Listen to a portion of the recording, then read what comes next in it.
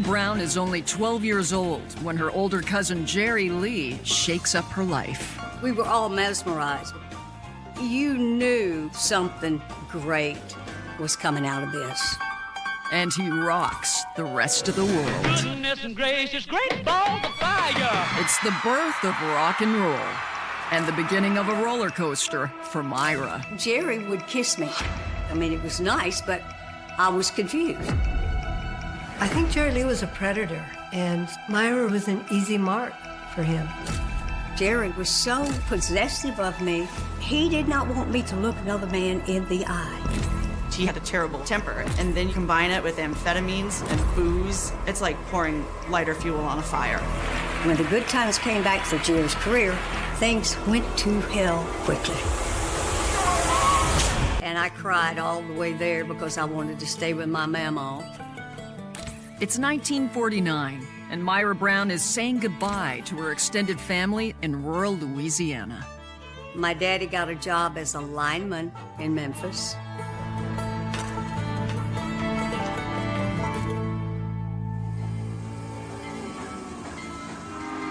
Memphis, they say, is this sort of gateway into the Deep South. It really became this meeting point between white and black music, between country and early sort of rockabilly, hillbilly music, and African-American music, gospel, and R&B. And the focal point for Memphis music at that time is Sam Phillips and Sun Records.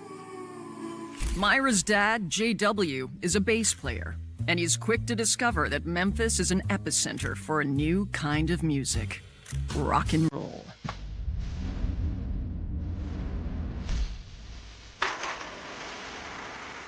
Sam Phillips brought together many of the musicians from the South to create this new sound. He is the one who discovered Elvis Presley, Carl Perkins, and Johnny Cash. Sun Records, it's the birthplace of rock and roll.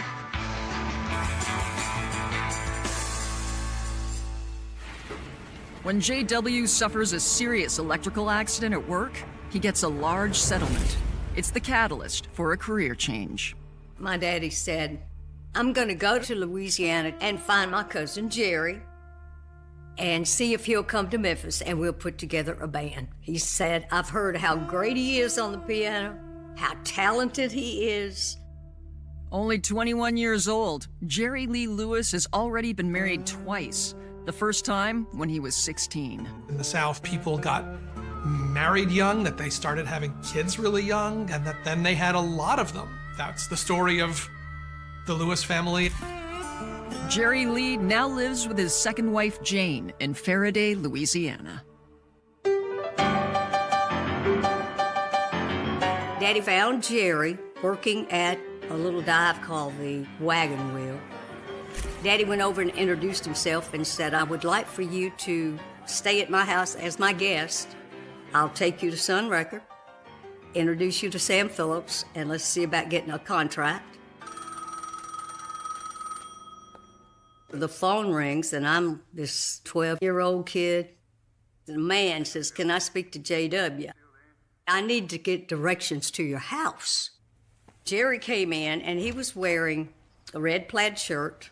He had a haircut that was way too short because his ears stuck out.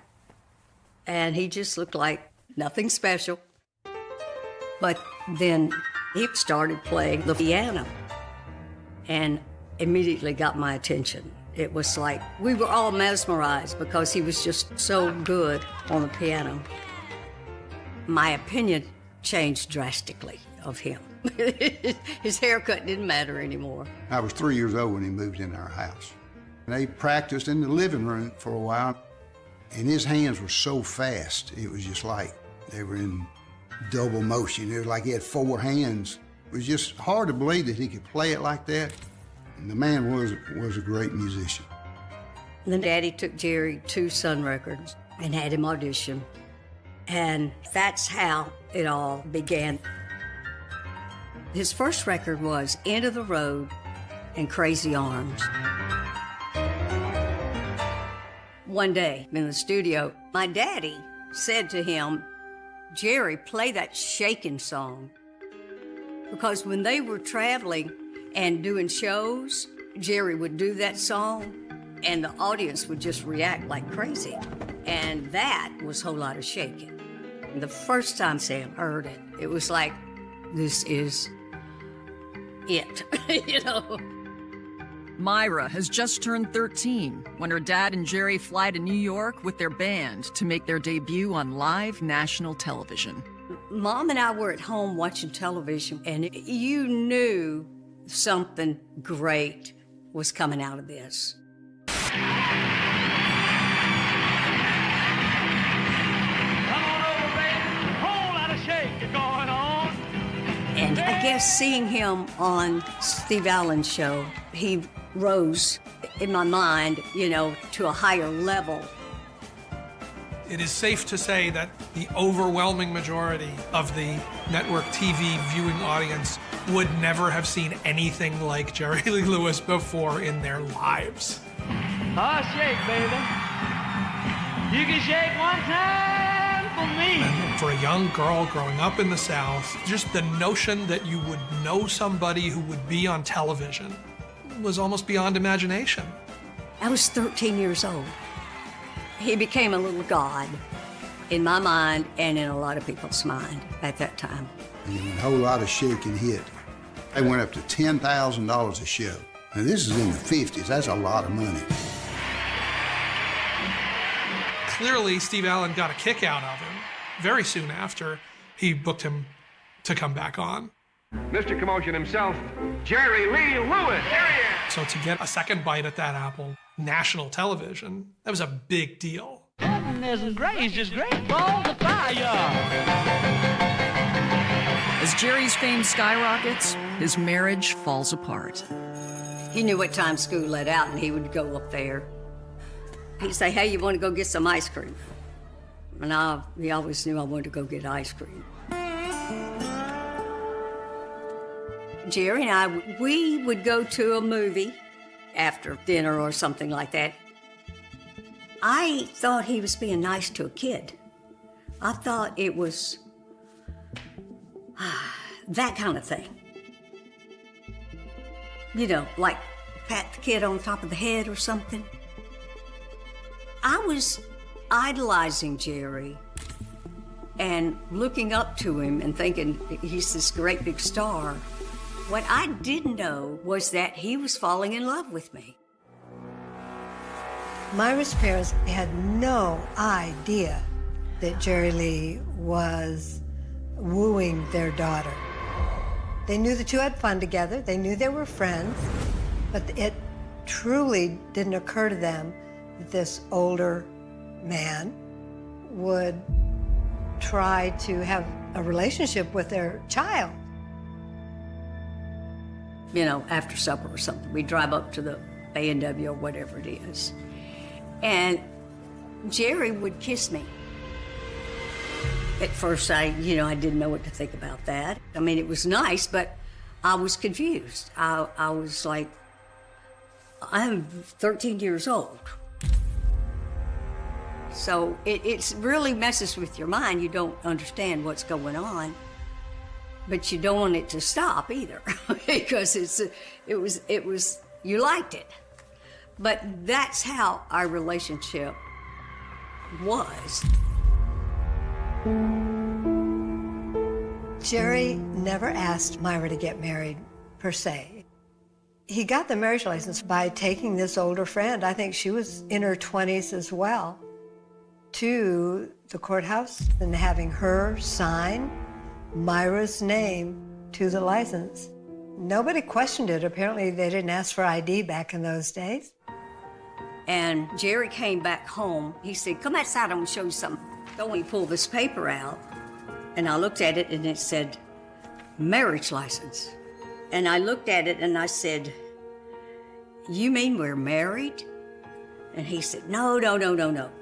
We're not married, we're gonna get married. And I said, what? And he caught me by my arm, and he turned me around, and he said, Myra, I love you. And I want to marry you. And I think I just melted, you know, I think it just, and I told him, and I said, no, I love you too. I said, but I'm still too young. This is crazy. I think Jerry Lee was a predator. He wanted somebody he could mold into whoever he wanted. Myra was a good, dutiful girl, and so she was an easy mark for him.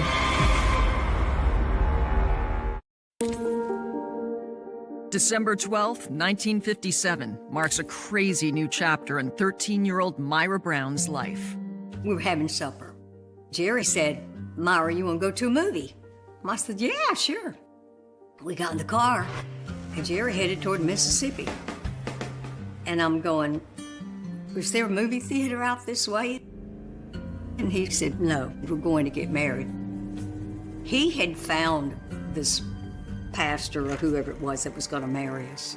And I think I was in a coma. I think my eyes were like this. And I got out of the car.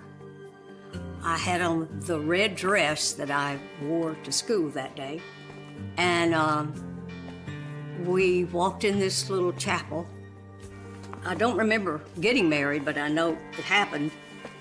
And then these two little old ladies started throwing rice at us and all this kind of stuff. And I'm still like a deer caught in headlights. Now, we've gone down there and gotten married and turned around and came right back. And we were probably gone less than an hour. The next morning, I got up and I pulled my marriage license out, and I left them laying out on the nightstand. And my mother's maid found them. And she handed my daddy the marriage license. And of course, he took one look at it. And my daddy went and got his gun. And he said, I'm gonna go kill that son of a bitch. He'd got in the car and took off. And Jerry was up at Sun Records at that time. Mama called Sam Phillips and said, Jay's on the way and he's got a gun. Is Jerry still there? And Sam turned around and he looked at Jerry and he said, get in your car and get out of Memphis. So Jerry took off. Daddy drives up, barrels through the front door and says, where is that son of a bitch? And Sam sits Daddy down and tells him, we can't interfere in this life decision that's been made without you. And he said, it looks to me like they love each other. And if we charge him, he's going to prison for a long time. Daddy calms down. And he goes back home. And he tells Mom, we really don't have any choices because it's done. And we're going to have to hope for the best and learn to live with it. It's against the law for married women to go to school in Tennessee. So 13-year-old Myra joins Jerry out on tour. I didn't have a suitcase. The only thing I had was this round doll case that I had gotten at a Christmas or two before. And it was like a hat box, shaped like a hat box. And that's what I put my stuff in. The next time JW sees Jerry is on stage at a gig in New York.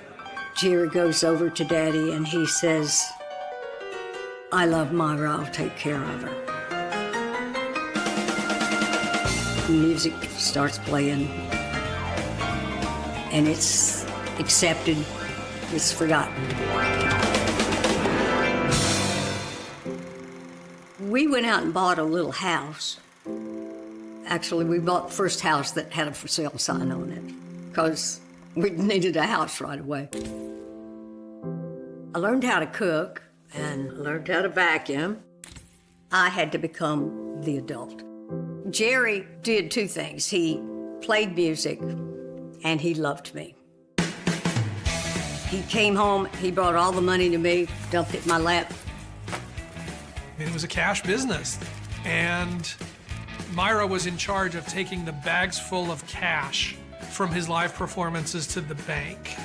You really are talking about shopping bags with dollar bills in them. The notion that she was a central piece of keeping the Jerry Lee Lewis business going as a young teenager, as a girl, is pretty wild. The first few months of 1958 tick by, and Jerry's star continues to rise. It was a time that had never happened before, never will happen again. And the reaction of the public and the audience that made me kind of gasp. Like, look at how these people are just going berserk about him. There for a while, he was the top dog. They had the top songs in the world. Out of all of these figures, these kings of rock and roll, Elvis was a brilliant performer. He was cute. He had this sort of angel face. But Jerry Lee Lewis could play the piano better than anyone that was a part of this whole Sun Records crew. And Jerry Lee Lewis was fun. And fun was a huge part of the birth of rock and roll. Private Elvis Presley makes this a VIP event. But the rock and roll star, wearing medals for carbine, pistol, and tank gunnery marksmanship, is modest as can be. When Elvis is drafted into the Army, Jerry Lee is poised to become the new king of rock and roll. And then they booked a big tour for Jerry in Europe in May of '58. Elvis never went to England. Elvis never formed off of United States soil. So for one of those first-generation rock and rollers to make that trip and go over to England was a big deal. The tour will be a surefire success if Jerry will heed the advice of Sam Phillips and not do one thing. Don't bring Myra on tour with you. Don't bring her to London. And he ignored all of that good advice. His ego, I think, stood in the way. He just thought he was untouchable. I didn't even know that Jerry had been warned. And he said to them, either she goes or I don't. And I think Jerry intimidated him and said, don't you talk to her. Leave my wife alone. Myra, her brother Rusty, and their mom Lois accompany the band to England. When we got there, they were standing there at the airport and, people just wanted to see everybody, because we were the biggest celebrities there was at that time. The press was going to come on the plane and see Jerry and interview him. So I got off, and I'm walking around in the airport, and a man comes up to me, and he says, who are you, miss? You got off that plane, didn't you? And I said, I'm not anybody. He said, well, who are you? And I said, I'm Jerry's wife. And the guy asked me how old I was, and I said, I'm 15. I figured I could lie a little bit. His face lit up like a Christmas tree, and he took off. I had no idea. I was talking to a reporter. And I'm clueless that there could be a problem. I wish that somebody would have said, if people find out Jerry's married to a kid, it ain't gonna be pretty. Myra, you're a bomb.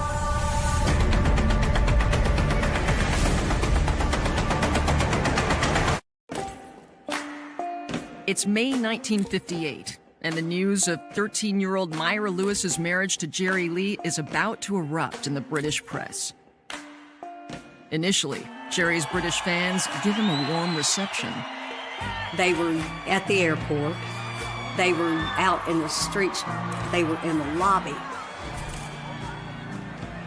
People loved Jerry so much, they were hanging out of the hotel windows all around our hotel. But the tone abruptly changes the following day.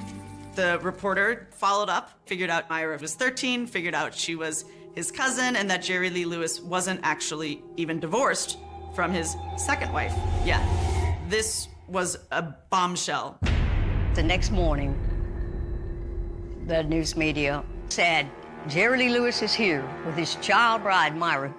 He's a pedophile, he's a bigamist, he's a liar and a fraud. There's a call to boycott the shows, and very quickly, Jerry Lee finds himself playing to half-empty theaters where people are heckling and booing him. And they went after Jerry Lee. They went after Myra. She was in the car with her mother and her little brother. The paparazzi surrounded the car, and they were shaking it so violently, they thought the car was going to be turned over. And Scotland Yard came to the hotel and told us, we can't guarantee your safety. They end up coming back to America, where they hoped it would blow over, but nothing blew over. Why did you leave? Well, I don't answer those questions, sir. My manager might knock my head off or something. That one event turned our life upside down and changed the direction of everything. Nobody wanted to be a part of this. Were you there, Mrs. Lewis? I was there, but I wasn't at the show. Oh, you weren't at the shows. Oh, did you notice anything like that sort of reception? No, it was a very good reception, I thought. He went from making thousands of dollars a night down to making a few $100s a night. I felt guilty because of it. I didn't make it happen, but I didn't stop it from happening. And I could have, because I was the one that let the cat out of the bag. After they came back and after his divorce was finalized, he remarried Myra so that there was no question that this was a marriage in good standing, but the damage was done. It destroyed a man's career, but it didn't destroy our marriage. If anything, it made it stronger because we were attacked. We don't care what the world says or does. We should love each other. Soon, Myra is overjoyed to learn that she's pregnant. I always loved children. What I had wanted all my life was a house, a home, and a baby.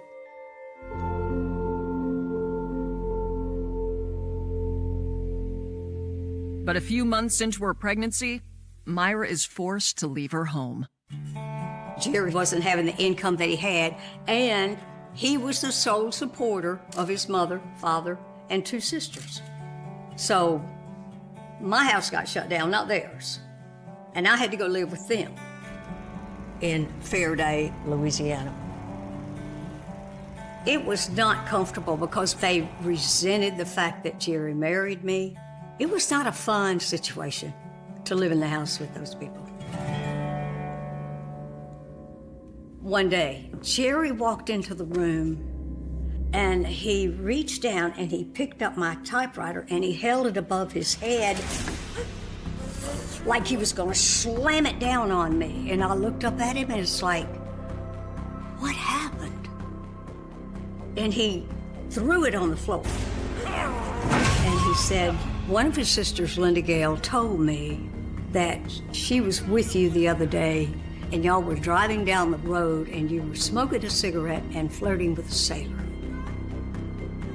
Neither one was true. The only reason she would tell him that was to make him mad at me.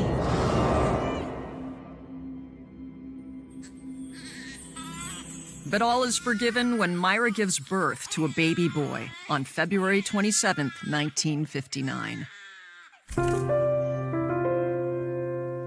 Myra had Stevie when she was 14 years old, and she was thrilled. She knew she was pretty young to be having one, but still, it was what she always wanted.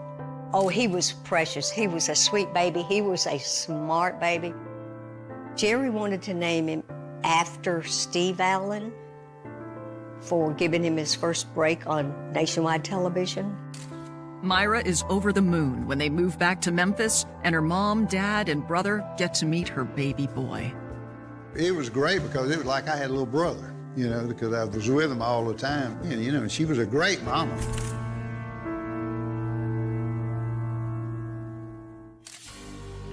In 1960, the Lewises learn that Elvis has returned to Memphis from his stint in the Army. And just like Jerry, Elvis has fallen in love with a teenage girl.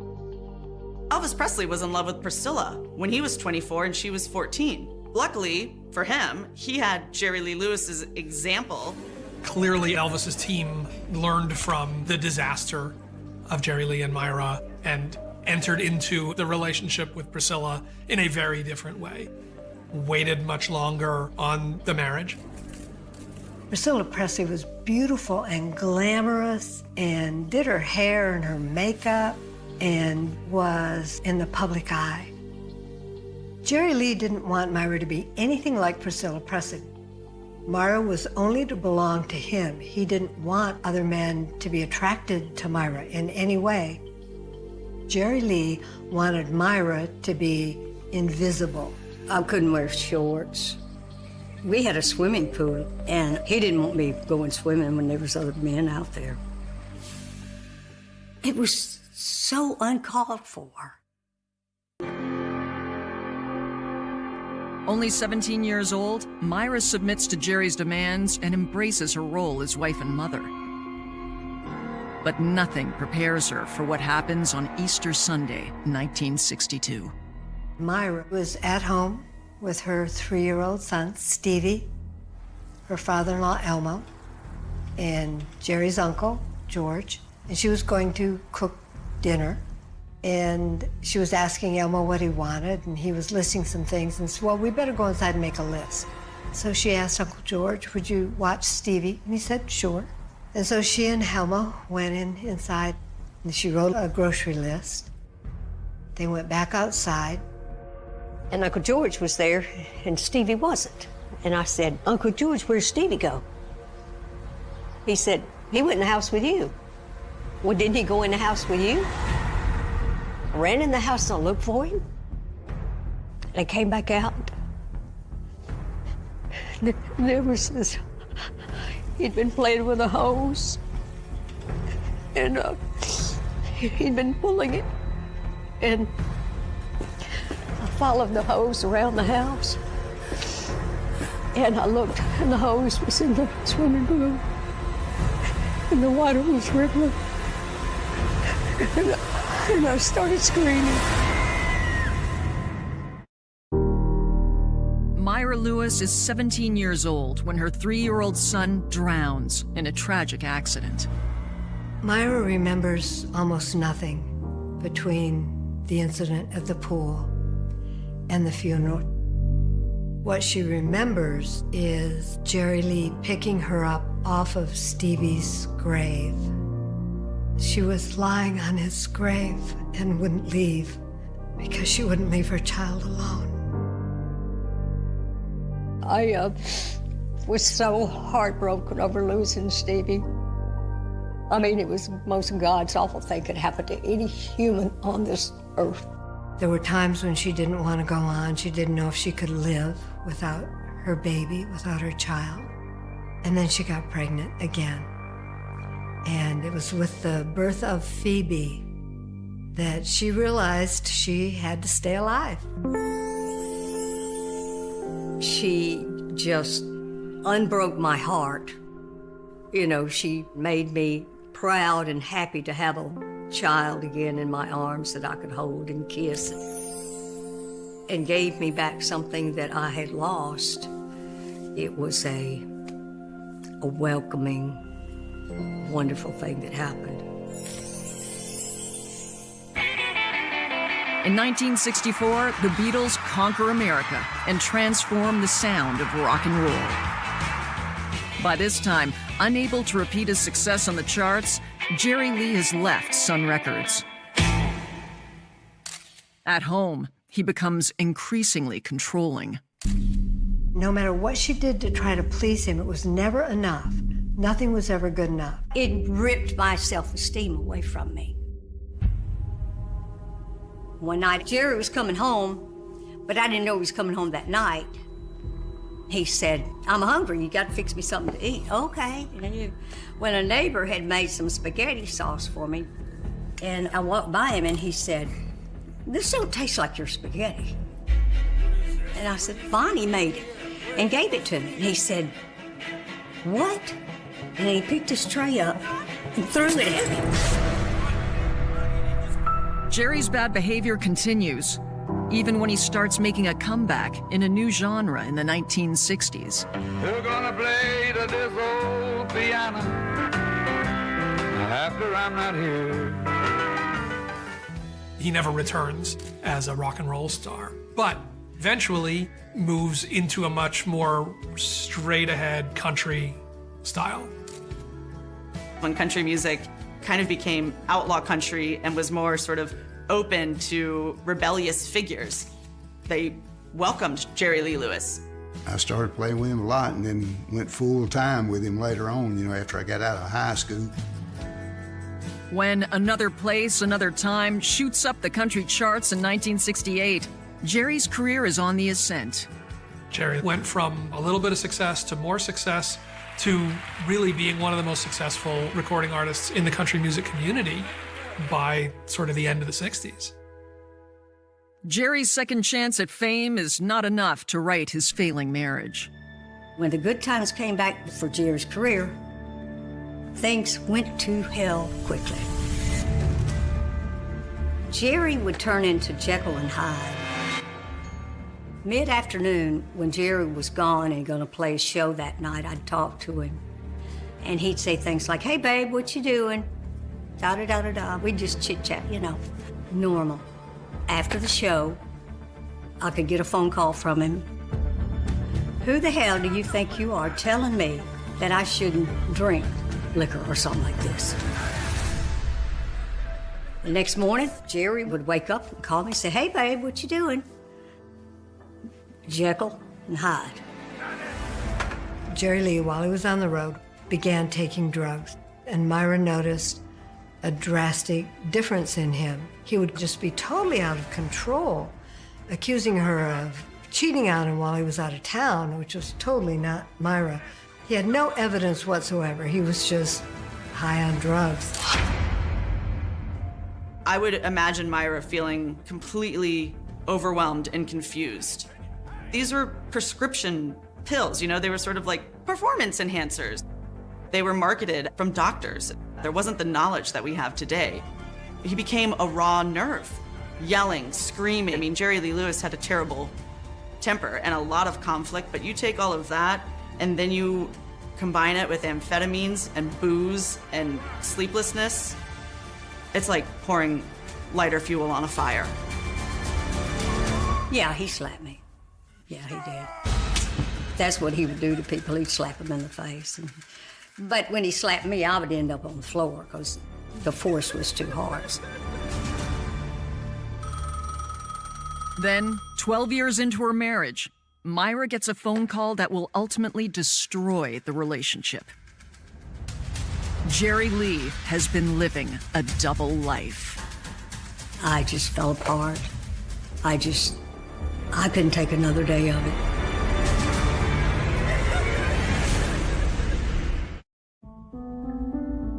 In 1970, Myra Lewis gets a phone call that shatters her belief in Jerry Lee. The anonymous phone call was that Jerry had been seeing other women and just picking up women on the road, and it was something that had been ongoing for many years. In fact, he had started cheating on her only 11 months after they first got married. Myra is devastated. She runs down to her local church to seek solace. I knelt down at the altar and I was crying so hard that I was not even able to say a word. But that was the moment of knowing without a doubt that this was not the man I was going to spend my life with. This was not what I bargained for. I think maybe in my heart I knew that it wasn't reasonable that a man goes out and plays music and drinks and takes drugs and there's women throwing themselves at him. It's not reasonable to think he's not gonna take advantage of that. But I could, because he told me he didn't. And when I realized that it was a lie, and it had been a lie for a very long time, I knew There was no going back. Jerry is out of town. By the time he gets home, Myra and Phoebe have moved in with JW and Lois. Jerry was continuously calling me, want me to come back to him and all this kind of stuff. And I went over to the house to get something, and I went in and I was in the den and I heard somebody going, "Get her out the window." Jerry was in our bedroom with a girl in his bed. And I walked in there and said, "Oh, no, yeah, you miss me and you love me and you want me back, right? And this is what you're doing, laying in my bed with another woman." So, I mean, I'd been gone 2 or 3 days. He begged her to come back, but she wasn't falling for it. And that's when she got that apartment. And I went over and stayed with her while she was staying there, and they was getting her divorced. I was asleep, and I heard glass break. And I ran down the stairs, and it was Jerry. He was trying to come through the window. Jerry saw me, and I said, "What do you think you're doing?" And he said, "I just need to talk to Myra so you don't talk to her coming through the window." I was married at 13, divorced at 26.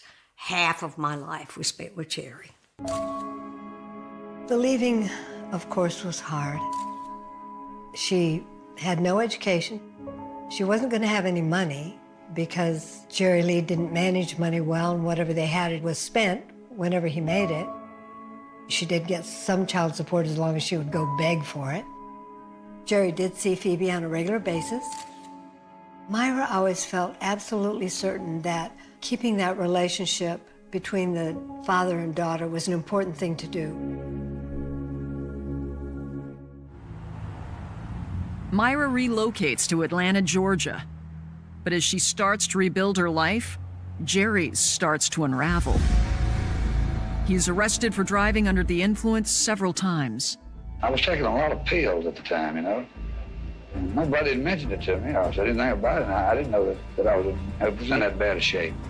Jerry has numerous weapons violations and accidentally shoots his bass player while drunk.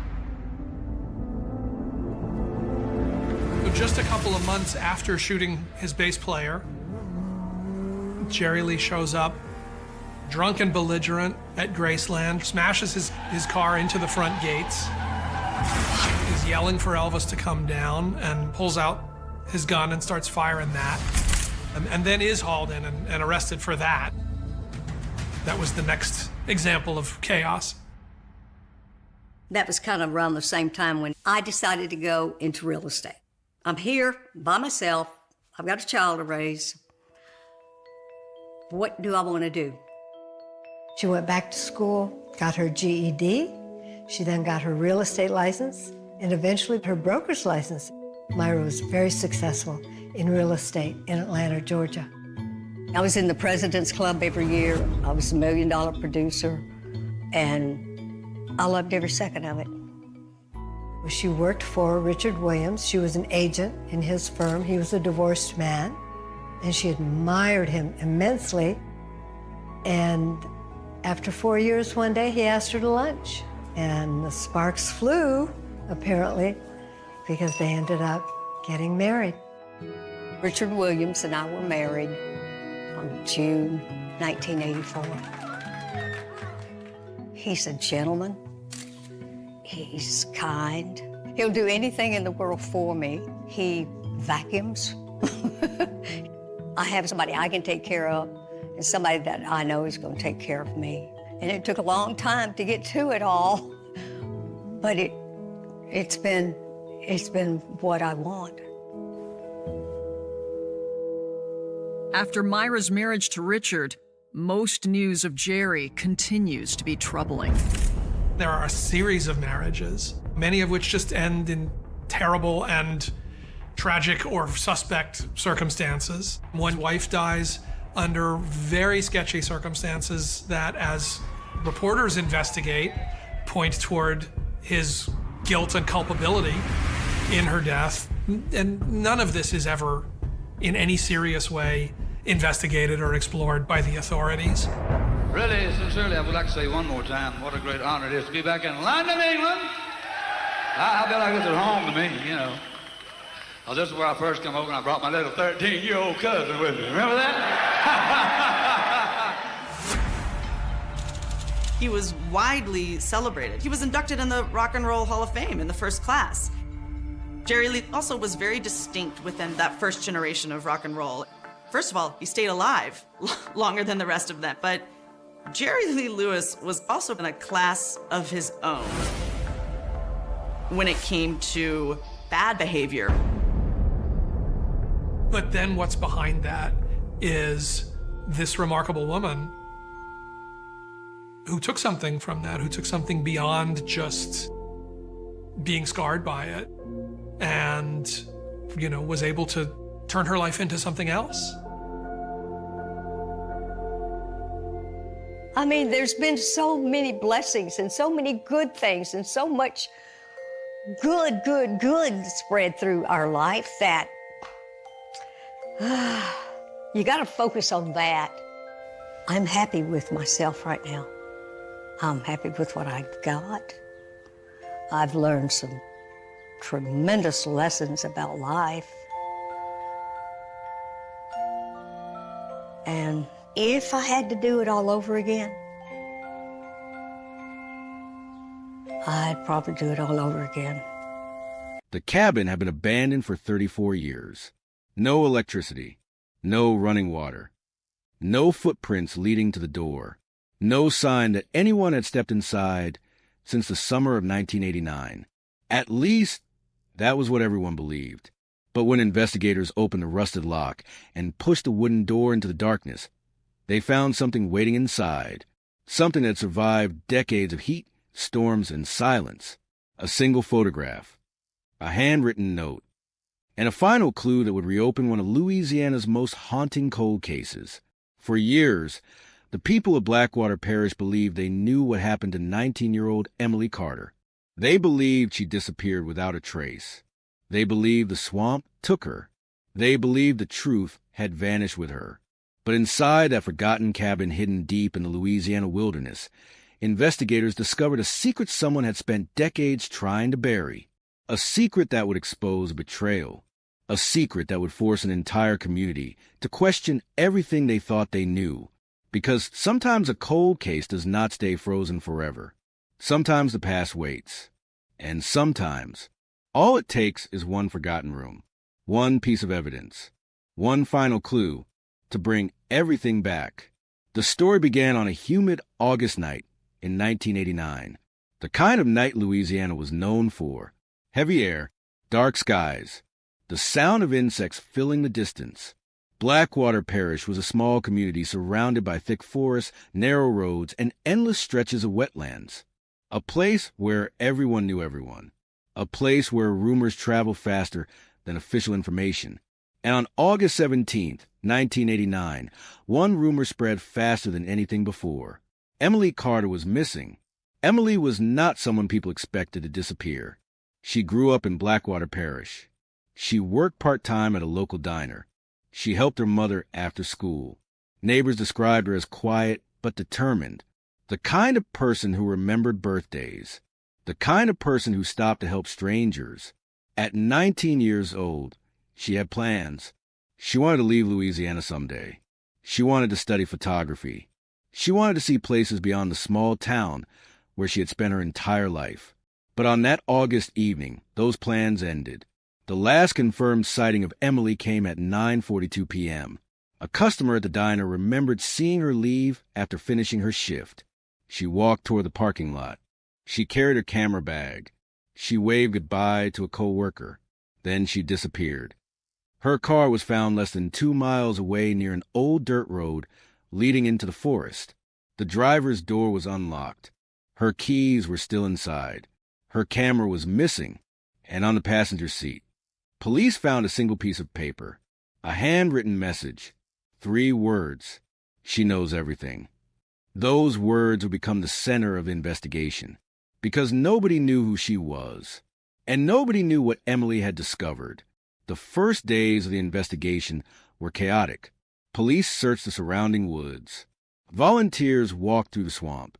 Boats moved through the waterways. Helicopters searched from above, but there was no sign of Emily. No clothing. No belongings. No evidence explaining where she went. The case quickly became one of the biggest stories in the region. Local newspapers printed her photograph. Television stations covered every development. Her family appeared on camera asking for help. Her mother, Linda Carter, repeated the same sentence every interview. Someone knows what happened. At the time, investigators believed Emily may have left voluntarily. They considered the possibility that she wanted to escape. Maybe she was overwhelmed. Maybe she wanted a new life. But her family rejected that theory immediately. Emily had left behind everything.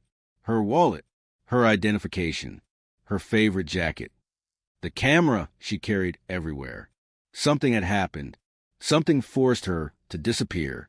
The investigation soon focused on people closest to her. Her co-workers, friends, former classmates, anyone who might know what Emily had been doing before she vanished. Then detectives discovered something strange. 3 days before she disappeared, Emily had visited the parish records office. She requested access to old property documents. At first, investigators thought it was meaningless. A 19-year-old looking through property records seemed unusual but harmless until they discovered what she was searching for: an abandoned cabin deep in the woods, a place officially listed as destroyed in 1978, a structure that supposedly no longer existed.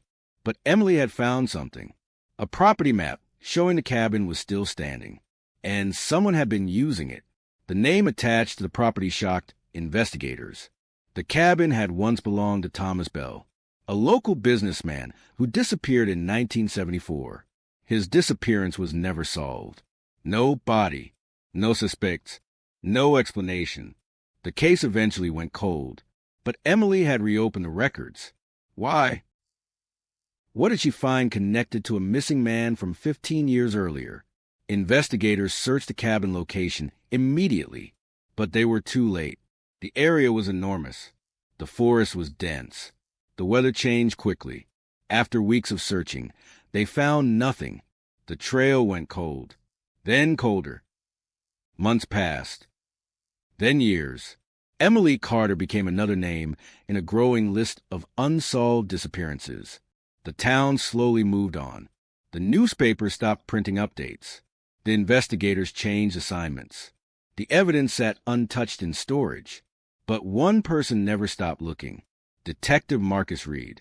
He was the original investigator assigned to Emily's disappearance. And unlike many others, he never believed she simply vanished. He believed someone knew. Someone had always known. For 34 years, Reed carried a box containing every piece of evidence from the case. Every photograph. Every interview. Every unanswered question. He retired in 2019. But he still kept the box, because one detail always bothered him: the note found inside Emily's car. She knows everything. For words that never made sense. Until 2023. That was when a storm destroyed a section of forest outside Blackwater Parish. The hurricane winds knocked down hundreds of trees. The landscape changed overnight, and hidden beneath decades of vegetation, something appeared. A roof. An old wooden structure. A cabin. The same cabin Emily Carter had searched for in 1989. The cabin everyone believed was gone. Investigators arrived expecting an abandoned ruin. Instead, they found something impossible. The door was locked. The windows were covered from inside, and fresh marks surrounded the entrance. Someone had been there recently. Inside the cabin, the air was thick with dust. The furniture was old.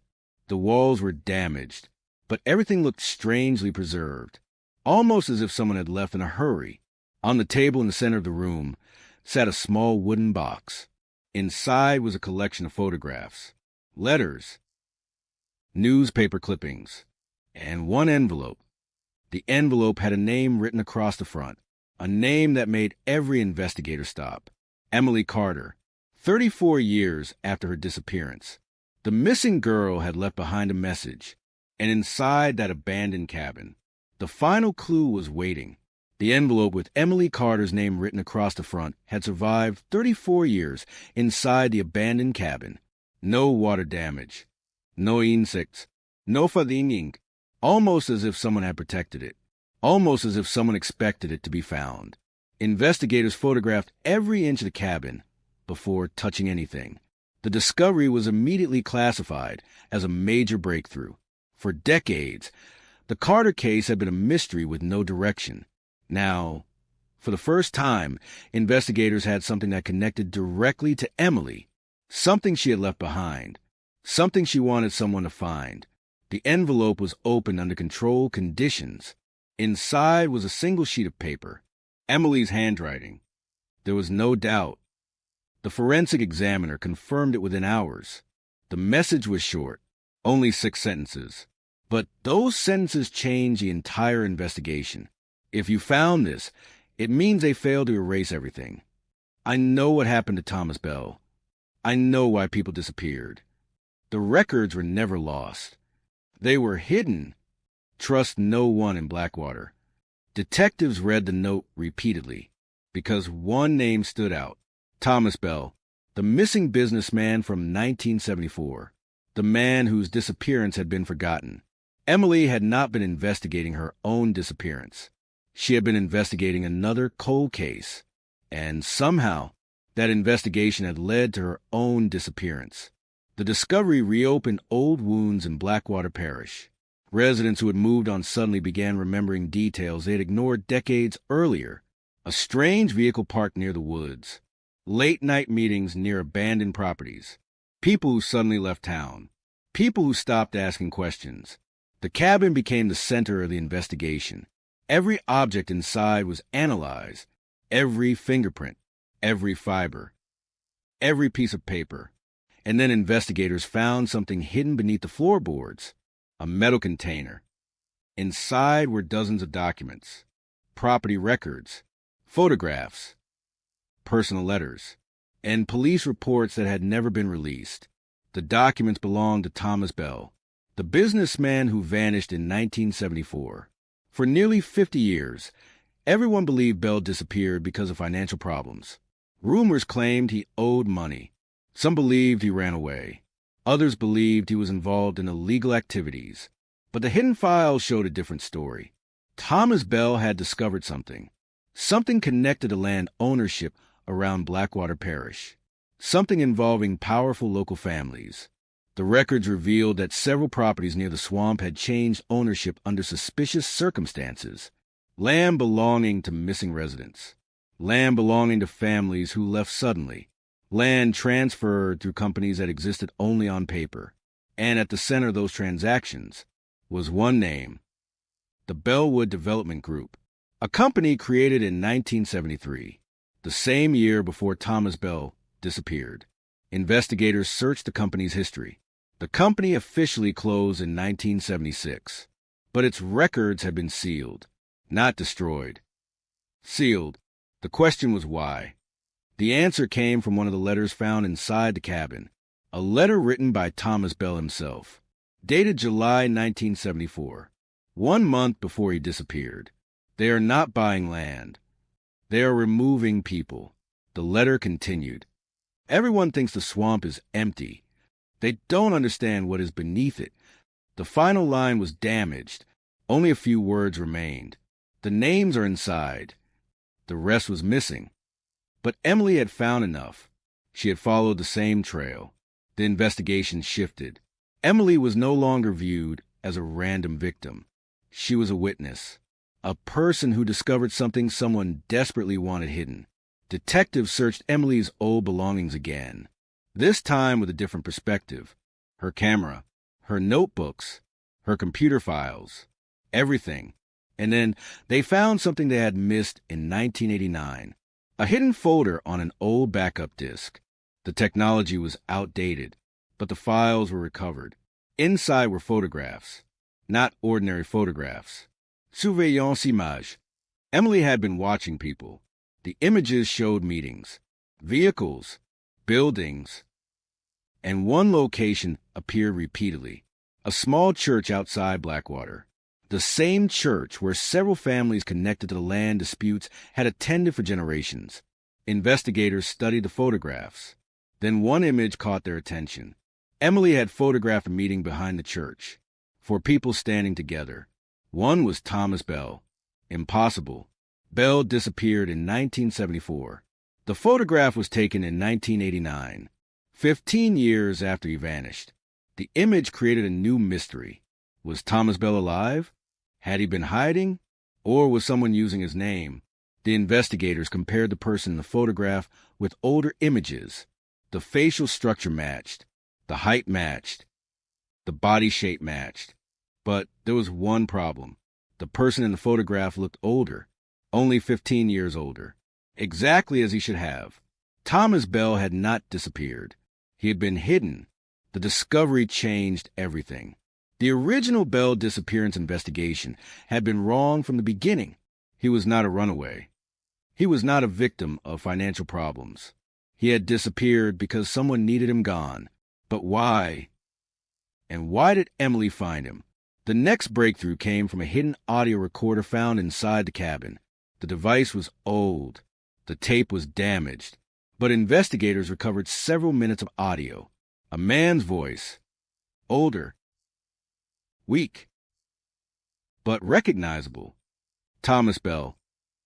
The recording began with him speaking quietly. If you're hearing this, then Emily found the cabin. A pause.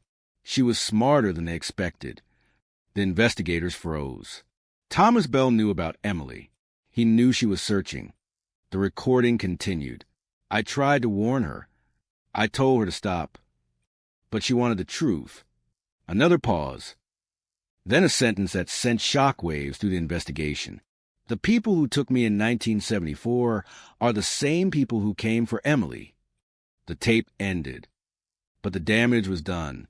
A decades-old disappearance and a 34-year-old cold case were now connected. The same people. The same secret. The same hidden network. The question investigators now faced was terrifying. If Thomas Bell survived, where had he been for all those years? And if he was still alive, why had he never come forward? 3 days after the cabin discovery, investigators received another piece of evidence. A handwritten letter delivered anonymously to the sheriff's office. No return address. No fingerprints. Only one sentence on the front. You're looking in the wrong place. Inside was a map drawn by hand. It showed a location deep inside the Louisiana wetlands. A place marked with a single word. Below, and beneath the map, a name investigators had never connected the case before. The person who had controlled Blackwater Parish for decades. The person whose family appeared in every hidden record. The person who had been present during both disappearances. Sheriff Daniel Whitmore. The same sheriff who led the original investigation into Emily Carter's disappearance. The name on the anonymous letter changed the direction of the investigation. Sheriff Daniel Whitmore. For 34 years, Whitmore had been remembered as the man who searched for Emily Carter. The sheriff who stood beside her family. The sheriff who promised the community that he would never stop looking. His face appeared in old newspaper articles. His voice appeared in archived television interviews. He was the person everyone trusted. But the hidden documents inside the cabin suggested something far darker. Sheriff Whitmore had not simply investigated the disappearance. He had been connected to the events surrounding it. The investigation team immediately reopened every report from 1989, every interview, every piece of evidence, every decision made by the original investigators. And within hours, they discovered something disturbing. The original case file was incomplete. Pages were missing. Evidence logs had gaps. Witness statements had been shortened. The investigation had not failed because there was no evidence. It had failed because evidence had disappeared. And the person responsible for maintaining those records was Sheriff Daniel Whitmore. Detective Marcus Reed, now retired, returned to Blackwater Parish when he heard the news. He carried the same evidence box he had kept for decades. But this time, he brought something else. A memory, a moment from 1989 that he had never forgotten. I should have known, Reed said quietly. The investigators looked at him. What? Reed stared at the old case documents. Daniel Whitmore told us where to search. A silence filled the room. What do you mean? Reed explained. After Emily disappeared, Whitmore personally directed the search teams. He chose the locations. He decided which areas received the most attention. And every major search avoided one place. The abandoned Bell cabin. The exact place Emily had been investigating. Why would he avoid it? One detective asked. Reed looked down. Because maybe he knew it was there. The discovery forced investigators to examine Whitmore's history. The sheriff had served Blackwater County for nearly 40 years. He was considered a local legend. He built community programs. He helped during hurricanes. He attended every major event. But beneath the public image was another story. The Whitmore family had owned land around the swamp for generations. Large areas. Prime property. Including land connected to the Bellwood Development Group, the same company connected to Thomas Bell, the same company involved in the missing land records. Investigators searched financial documents. They found hidden connections. Sheriff Whitmore's family had received ownership transfers from several properties shortly after residents disappeared. Not directly. Through companies. Through relatives. Through complicated legal arrangements. Enough separation to avoid suspicion, but enough connection to reveal a pattern. The missing people were not random. They were obstacles. People who owned land someone wanted. People who knew something someone wanted hidden. The cabin evidence suggested Thomas Bell discovered the pattern. Emily discovered the pattern, and both paid the price. The team returned to the underground location marked on the mysterious map. The wetlands were dangerous. The terrain changed constantly. Water levels rose and fell. Paths disappeared overnight. But after several days of searching, investigators found something buried beneath the mud. A concrete structure, hidden beneath trees and vegetation. Not natural. Not old. A bunker. The entrance was sealed. The construction records did not exist. Inside, investigators discovered another hidden archive. But unlike the cabin, this one was not abandoned. The lights worked. The equipment was functional. Someone had been using it. Recently, the walls were covered with photographs. Hundreds of photographs. The same surveillance style found in Emily's files. People being watched. Meetings being recorded. Movements being tracked. The bunker was not just a storage facility. It was an observation center. Someone had been monitoring Blackwater for decades. At the center of the room was a large table. On it were 3 folders. One marked, Thomas Bell, 1974. One marked, Emily Carter, 1989. And one marked, Current Operation. The third folder was empty. Someone had removed its contents shortly before investigators arrived. But the first 2 folders remained. Inside Thomas Bell's folder were documents describing his discovery. He had uncovered illegal land acquisitions, but he had also discovered something else. A list of names. A list of people who helped hide the operation. Business owners. Officials. Law enforcement. The list included Sheriff Daniel Whitmore, but it also included someone unexpected. A name investigators recognized from another case. A federal environmental investigator. Someone who had investigated contamination claims in Louisiana.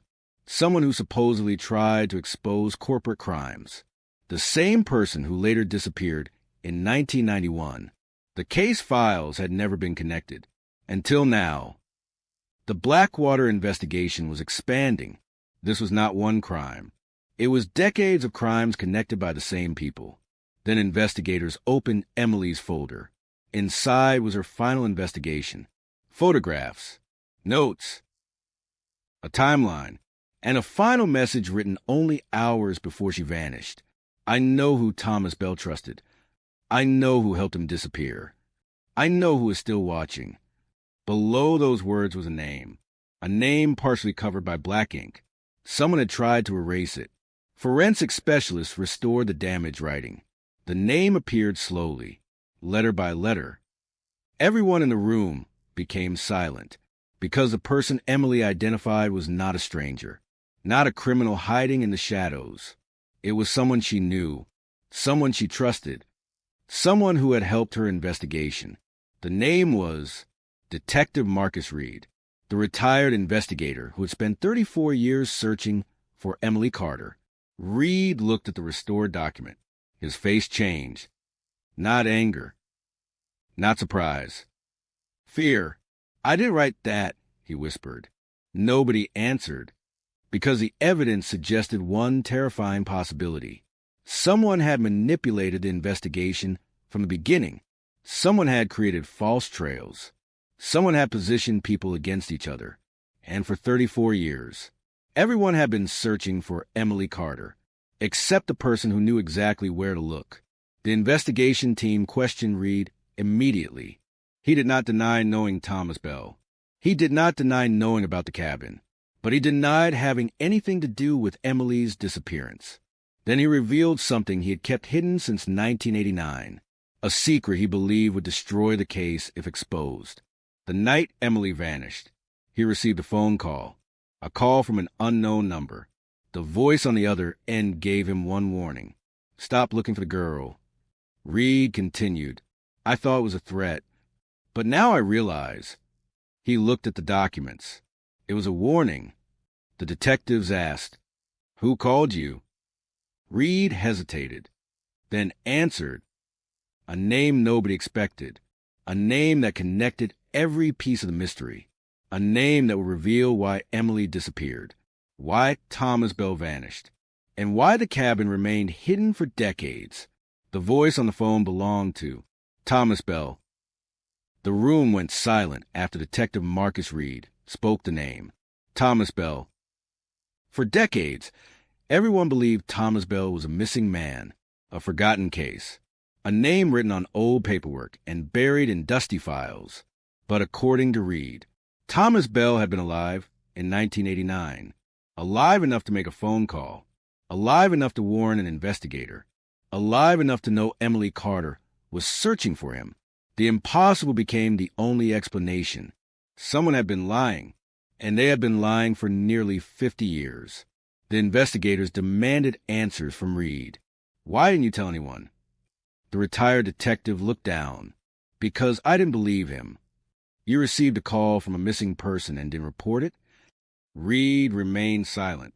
The silence was an answer. He knew how it looked. A detective hiding evidence. A detective protecting a secret. The same thing he accused others of doing. But Reed explained what happened that night. October 1989. 2 months after Emily disappeared. The phone rang at his home. No caller ID. No warning. Only a voice. Older. Weak. But calm. The man said one sentence. "She found the cabin because I wanted her to." Reed remembered the exact words. Because they terrified him. He asked who was calling. The man answered. Someone who should have died a long time ago. Then the line went silent. Reed said he searched the phone records. Nothing. No trace. No location. No evidence. He convinced himself it was a cruel prank. A person trying to reopen Emily's family's pain. But years later, after finding the cabin, after seeing the evidence, he realized the call had been real. The investigation team returned to the cabin. They searched every object again. This time, they were looking for Thomas Bell, not Emily, not the land records, not Sheriff Whitmore. Thomas Bell, inside the cabin wall, hidden behind a loose wooden panel. They found another compartment. Inside, a journal, a map, and a photograph. The photograph showed Thomas Bell standing outside the cabin, but he was not alone. Standing beside him was Emily Carter. The date, written on the back, shocked investigators. August 16, 1989, one day before Emily disappeared. The picture proved something impossible. Emily had met Thomas Bell before she vanished. The two missing cases were never separate. They were always connected. The journal explained why. Thomas Bell had discovered that the Bellwood Development Group was purchasing land around Blackwater for a hidden purpose. But the land itself was not the goal. The goal was what was underneath it. The wetlands surrounding Blackwater contained a rare underground mineral deposit, a resource valuable enough to attract corporations and government interests. But extracting it created a dangerous problem: toxic waste, chemical contamination. The companies involved knew the risks. They knew the environmental damage. They knew people living nearby were being exposed. But instead of stopping, they hid it.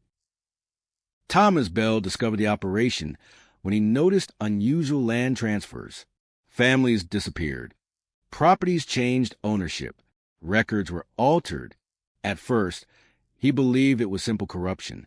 Then he found something worse. People were not leaving voluntarily. They were being forced out. Some threatened.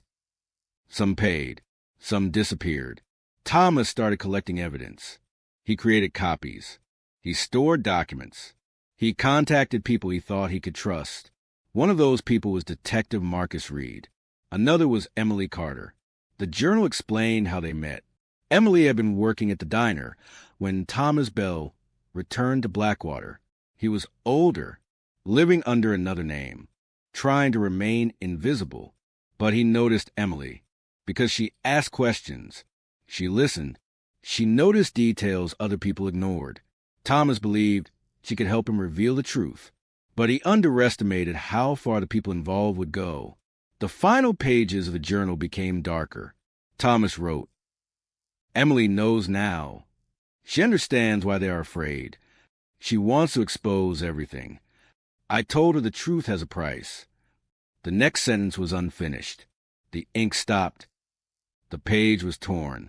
Someone had removed the final entry, but beneath the missing page was another message, written directly on the wooden surface. Not by Thomas, by Emily. 3 words. Find the water. Investigators immediately returned to the map found in the cabin, the underground bunker, the abandoned properties, the old mining routes. Everything connected, but the phrase, "find the water," pointed somewhere else. The wetlands, the place where the contamination supposedly began. Environmental specialists scanned the area. Within days, they found something disturbing: an underground pipeline system, hidden beneath the swamp. The pipes connected abandoned industrial sites across Blackwater. And the final destination was not a factory, not a storage facility, not a disposal area. It led directly into the local water supply. The town had been drinking contaminated water for decades. The discovery caused panic. Residents demanded answers. How long had officials known? Who approved the system? Who covered it up? The answer appeared in another hidden document, a construction approval form from 1975. The signature at the bottom belonged to Sheriff Daniel Whitmore, the same sheriff who investigated Thomas Bell's disappearance. The same sheriff who investigated Emily's disappearance. The same sheriff who claimed he wanted the truth, but the evidence suggested otherwise. Whitmore was not just protecting criminals. He was protecting himself. Investigators searched for Whitmore, but he was no longer in Louisiana. He had moved years earlier, retired peacefully, living in another state. The man who controlled Blackwater for decades had escaped the town before the truth surfaced. But then something unexpected happened. Whitmore contacted investigators himself. He requested a meeting, not through lawyers, not through representatives. Personally, he agreed to speak, but he had one condition. He wanted Detective Marcus Reed present. When Morgan asked why, Whitmore gave a chilling answer: because he knows the part nobody has found. The interview took place 3 days later. Whitmore arrived in a wheelchair. Older, fragile, nothing like the powerful sheriff from the old photographs, but his eyes were sharp. He looked at the evidence on the table, the cabin photographs, the documents, the surveillance files. Then he looked at Reed. "You finally opened the box." Reed said nothing. Whitmore smiled slightly. 34 years. You let everyone believe she was gone. Whitmore looked down. I let everyone believe what they needed to believe. Morgan leaned forward. What does that mean? Whitmore took a long breath. It means Emily Carter was never supposed to disappear. The room froze. Then what happened? Whitmore looked directly at Reed and said the sentence that changed everything. Ask him. Everyone turned toward Marcus Reed, the detective who spent 34 years searching for Emily, the detective who kept the evidence, the detective who received the warning call. Because according to Sheriff Daniel Whitmore, Marcus Reed knew exactly what happened the night Emily Carter vanished. The accusation changed the entire room. For 34 years, Detective Marcus Reed had been the person searching for Emily Carter, the man who refused to close the file, the man who kept her photograph on his desk, the man who told reporters that someone knew the truth. Now, the person he spent decades investigating was pointing directly at him. Sheriff Daniel Whitmore, the man everyone suspected, the man connected to the hidden land deals, the man who controlled the original investigation, was saying Reed knew more than he admitted. Nobody spoke for several seconds. The only sound was the recording equipment running on the table. Detective Rachel Morgan watched Reed carefully. She had interviewed hundreds of suspects. She knew the difference between anger and fear. Reed looked afraid. Not because he was accused, because he knew something was coming. Morgan turned toward him.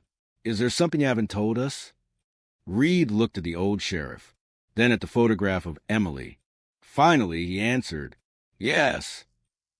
The word landed heavily. I lied about one thing. The investigators leaned closer. Reed explained that after Emily disappeared, the case became impossible. Every lead collapsed.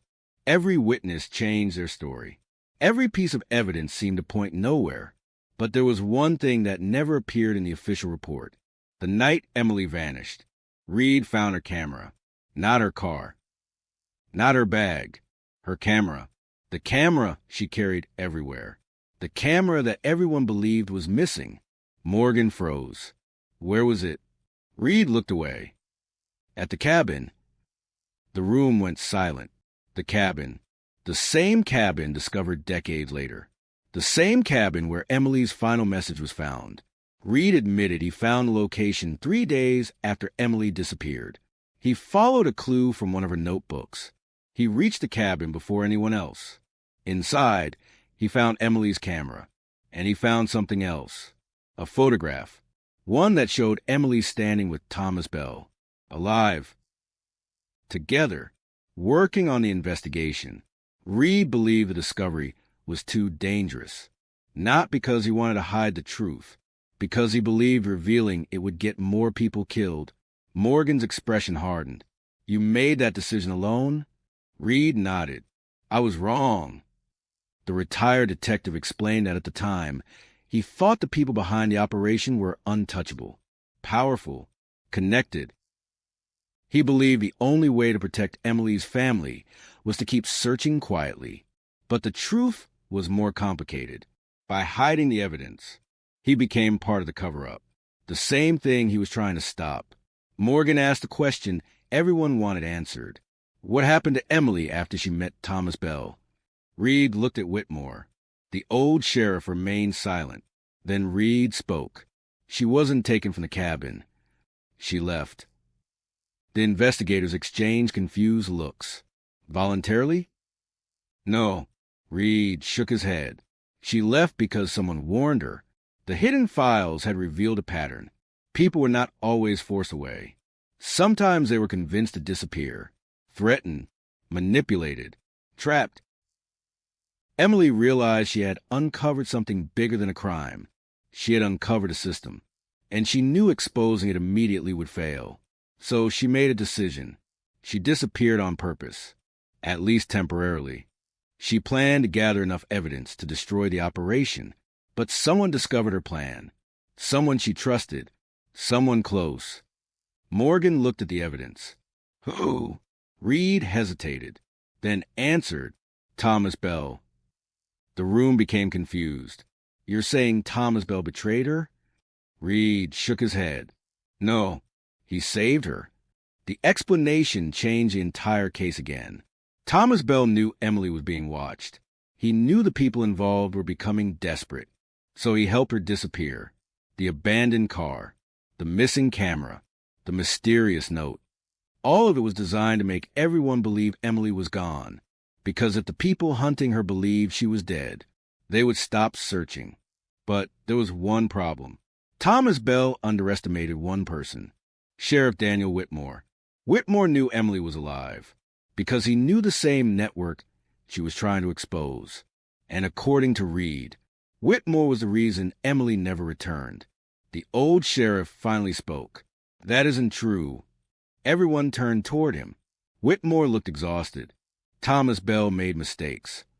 But I wasn't the one who hurt Emily. Morgan asked, then who is? Whitmore looked at the documents, at the photographs, at the files. Then he whispered, the person who created all of this. A new silence. The person above us all. Morgan frowned. Who? Whitmore did not answer immediately. Instead, he asked a question. Have you found the missing page from Thomas Bell's journal? No. Then you haven't found the truth. Whitmore explained that the missing page contained a name, not a suspect, not a criminal, the person who started the entire operation, the person who convinced everyone they were protecting Blackwater, the person who turned a small-town land dispute into a decades-long conspiracy. Morgan asked, where's the page? Whitmore looked at Reed. Ask him. Again, the attention returned to Marcus Reed. Reed closed his eyes. I destroyed it. The confession shocked everyone. He explained. After finding the journal in 1989, he discovered the final page. The page contained the name. A name connected to federal agencies. A person too powerful to confront. Reed believed exposing the name without enough evidence would accomplish nothing, so he removed the page. He hid it. For 34 years, Morgan demanded, where's it now? Reed reached into his jacket. He pulled out a small plastic envelope. Inside was an old, yellowed piece of paper. The final page from Thomas Bell's journal. Everyone watched as Morgan opened it. The handwriting was clear. The message was short. The operation was never about the land. The land was only the excuse. The real purpose was control. Below that, a name. The name that connected every disappearance, every hidden record, every false investigation, every person who had spent decades protecting the secret. Morgan read the name silently, then looked up. Her expression changed, because she knew the person. Everyone in the room knew the person. The name written on the page belonged to someone who was still alive, someone who had never been investigated, someone who had spent years presenting himself as a person who wanted justice. The final page identified federal investigator James Holloway, and beneath his name was one final sentence. He knows where Emily Carter is. His name on the page changed the investigation forever. James Holloway. For decades, Holloway had been considered one of the few people who tried to expose corruption in Blackwater Parish. His reputation was built on honesty, integrity, accountability. He was a federal investigator who arrived after several environmental complaints. The man who questioned suspicious land transfers. The man who pushed local officials for answers. The man whose reports helped uncover problems throughout Louisiana. But the hidden journal suggested something impossible. James Holloway was not outside the operation. He was inside it. And according to Thomas Bell, he knew where Emily Carter was. The investigation team immediately reopened every file connected to Holloway. The first discovery was disturbing. The federal investigator had not simply reviewed the Blackwater case. He had access to everything. The environmental reports, the property records, the police files, the missing evidence, everything. He had been one of the few people with enough authority to see the entire picture, and yet he never exposed it. Instead, he disappeared from the case in 1992. Official reason, early retirement, personal health issues. But the timeline raised questions. Holloway retired only months after the disappearance of another witness connected to the investigation, a witness who claimed he had evidence against the Blackwater operation, a witness whose file had also been sealed. Morgan studied the pattern. Every time someone got close to the truth, something happened. Someone disappeared. Someone changed their story. Someone lost access. The investigation was not solving one mystery. It was uncovering a machine designed to keep secrets buried. The team located James Holloway, living in a quiet town outside Baton Rouge. He was 78 years old. He lived alone. No public appearances. No interviews.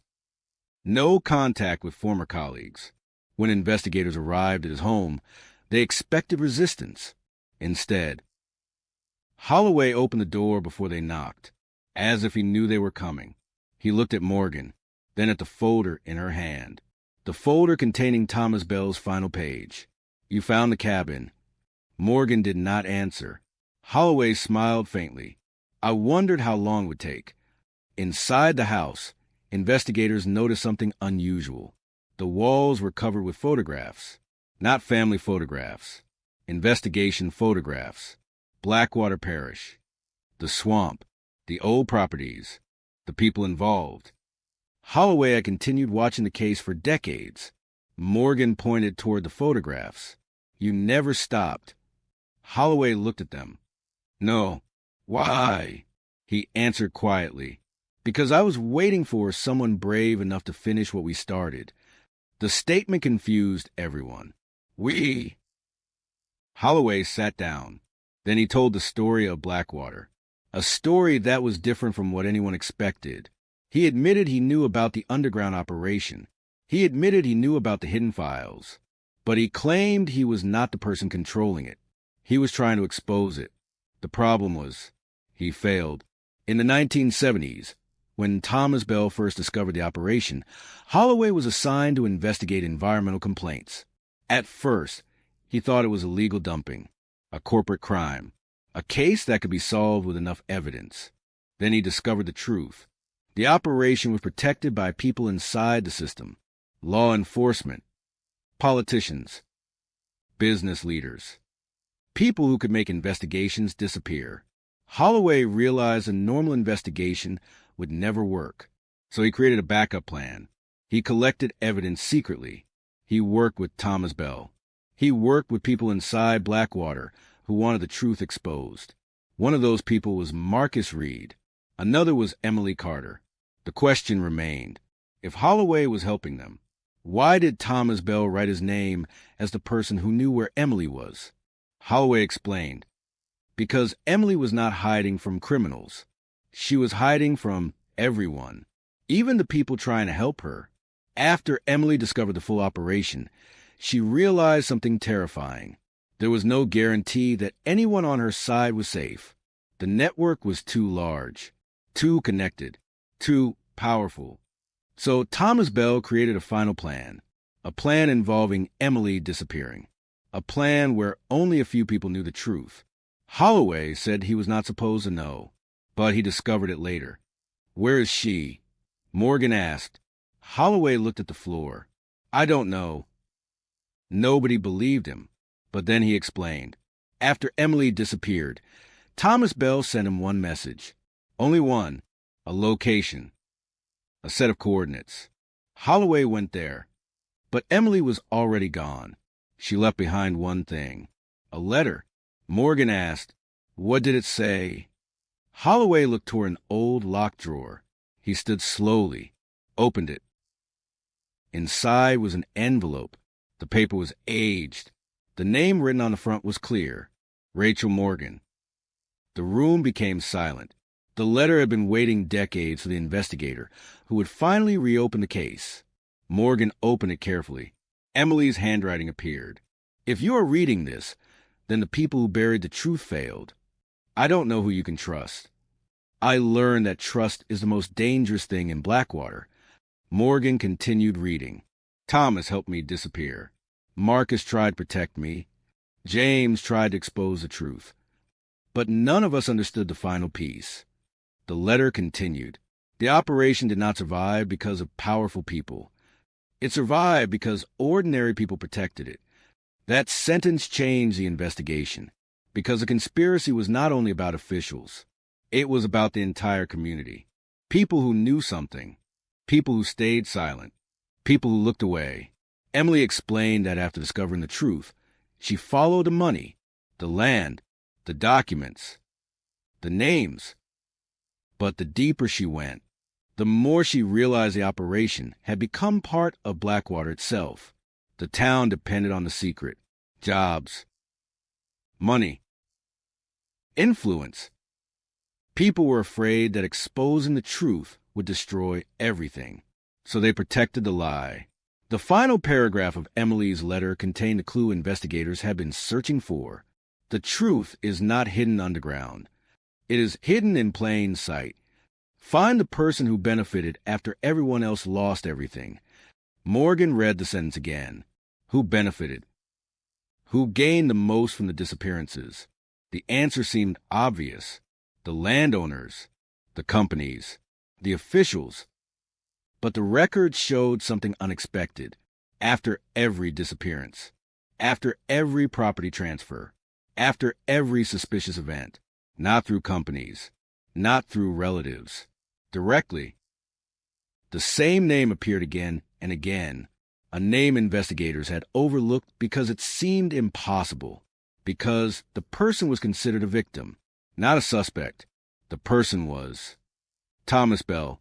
The room fell silent. Morgan looked at Holloway. You said he helped Emily disappear. Holloway nodded. Yes, but he also benefited from the land transfers. Holloway looked away, and for the first time, he seemed afraid, because the final piece of the mystery was beginning to appear. Thomas Bell was not only the person who uncovered the secret, he was also connected to the reason it existed. The man everyone believed was the first victim may have been the person closest to the truth, and somewhere in Louisiana. Emily Carter's final message was still waiting. She had disappeared because she discovered who created it. The name Thomas Bell remained on the screen, a name that had started the investigation, a name that had disappeared into history, a name everyone believed belonged to a victim. But now, it was becoming clear that Thomas Bell was much more complicated. He was the missing businessman, the hidden witness, the man who helped Emily Carter disappear. But he was also connected to the land transfers, the properties, the money, the same system he claimed to expose. For the first time in decades, investigators had to consider a possibility nobody wanted to accept. What if Thomas Bell was not just the person who found the secret? What if he helped create it? Detective Rachel Morgan spent the next several days rebuilding Thomas Bell's entire history. Not the official version, the hidden version. She started before 1974, before the disappearance, before the cabin, before Blackwater became a town filled with unanswered questions. Thomas Bell was born into one of Louisiana's oldest families, a family with land, influence, connections. The Bells were not poor outsiders fighting against powerful people. They were part of the same world. Thomas inherited property throughout Blackwater Parish. He had business relationships with developers, politicians, investors, the same people later accused of corruption. The image of Thomas Bell as a simple businessman searching for justice began to collapse. The evidence showed he knew more than he admitted. Much more. But one thing still did not make sense. If Thomas Bell was involved, why would he risk everything to expose the operation? Why would he help Emily? Why would he leave behind evidence that could destroy him? The answer came from an old financial record discovered inside the bunker. A transfer agreement dated in 1973, 1 year before Bell disappeared. The document revealed that Thomas Bell had originally planned to sell large portions of Blackwater land to Bellwood Development Group. The project was supposed to transform the area. New businesses, new housing, economic growth. But something changed. Thomas discovered what the developers planned to do. The land was not being purchased for construction. The properties were needed because of what existed beneath them. The underground mineral deposits, the research sites, the hidden facilities. The the environmental risks. Thomas realized the people he trusted were not simply making money. They were building something they wanted no one to see. That was the moment he turned against them. But turning against powerful people came with consequences. The documents showed that after Thomas challenged the project, his business partners began removing him. Accounts were frozen. Contracts disappeared. Friends stopped answering calls. Then came the final warning. A letter found inside the cabin and signed, undated, but clearly written to Thomas. You built the door. Do not pretend you are innocent because you no longer hold the key. The message suggested something important. Thomas Bell was not the creator, but he was one of the people who opened the way. The investigators returned to the biggest unanswered question. Where was Emily Carter? The letter from Emily suggested she had survived. The evidence suggested Thomas helped her disappear, but nobody knew where she went. Then a new discovery changed everything. A fingerprint found inside the abandoned cabin. Not old, not from 1989. Recent. The print belonged to a woman who had entered the cabin within the last few years. The name attached to the fingerprint shocked investigators. Emily Carter. Forensic testing confirmed it. The missing woman had returned to the cabin. Not long ago, she was alive. The cold case that had haunted Louisiana for 34 years suddenly became an active investigation. The question changed. Not, what happened to Emily Carter?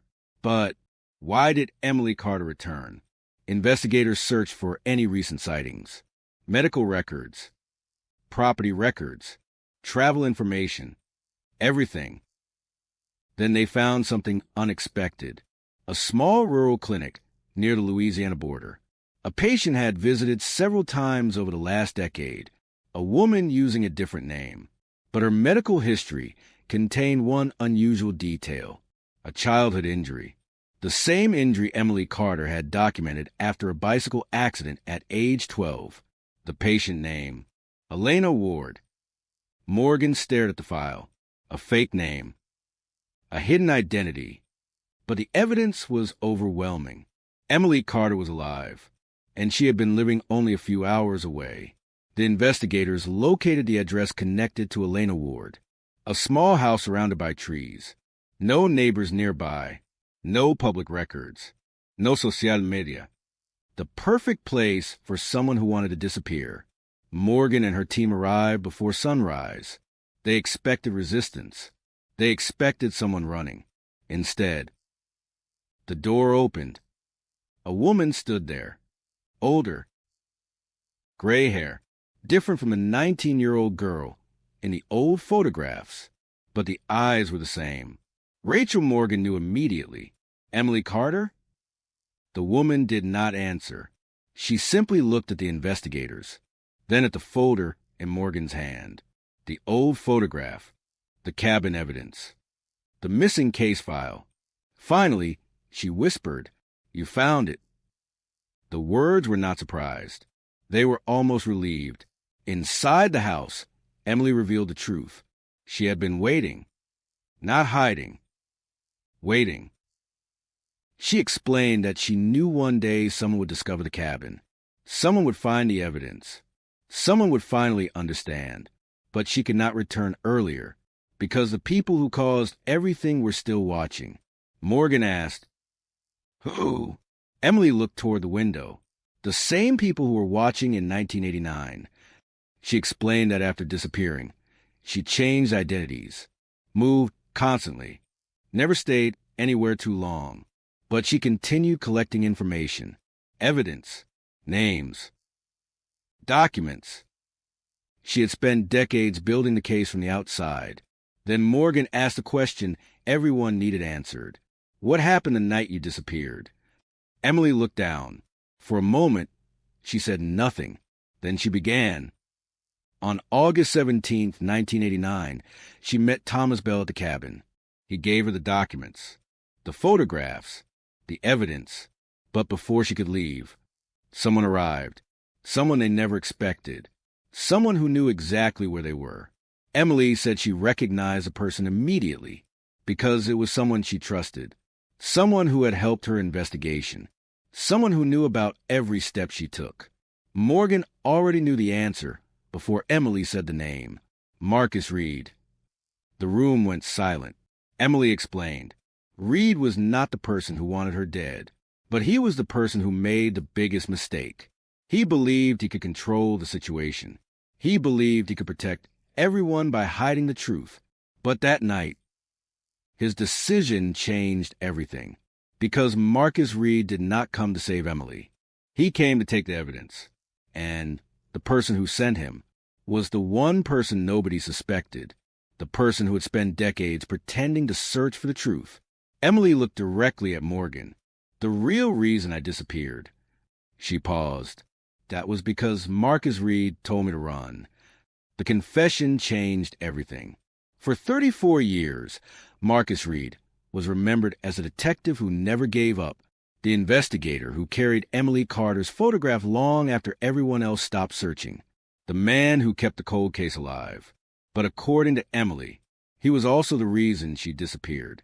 Not because he wanted to hurt her, not because he wanted the truth buried, but because he knew something terrifying, something he believed was too dangerous to reveal. The night Emily vanished was not a kidnapping. It was an escape. And Marcus Reed was the person who made it happen. The investigators returned to Reed's old statements. Every interview, every press conference, every public appearance, they looked for signs. Anything suggesting he had been protecting Emily. And slowly, they found them. Small inconsistencies, details that seemed meaningless at the time. But now, they had a completely different meaning.